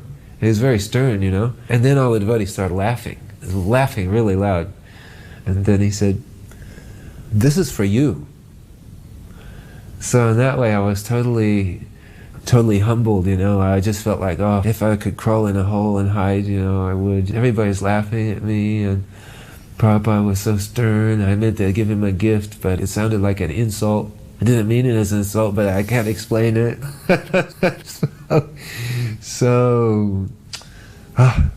Can't describe the feeling, you know. I just sat there and waited. And then he said, "Then, at this stage, if I get these mangoes out, you know, what's going to happen if I get them out?" So I picked the mangoes up and I said, "And I also got you some mangoes." And Prabhupada looked at the mangoes, and then a big smile came on his face, and he said, "Ah, this is a gift. Mango is the king of fruit." And then his whole mood changed from stern to like just beaming. And I was like totally relieved, you know. But it relates to the idea that if you offer something with pride, then Krishna doesn't like it. It's not the right mood. But he created that mood in me, begging, "Please accept this offering." Prabhupada to me was a man full of grace. He was a gentleman, a gentle person, and compassionate and cultured. He displayed so much culture, and yet he was, he led such a simple life, needed very little to comfort him. So every day when I return from work, I always go to our puja room at home and thank Srila Prabhupada just for the knowledge and allowing us to know all these wonderful things. Actually, I get very emotional when I start to think about it. So, and I miss Srila Prabhupada very much. I would like to say I love you, Srila Prabhupada.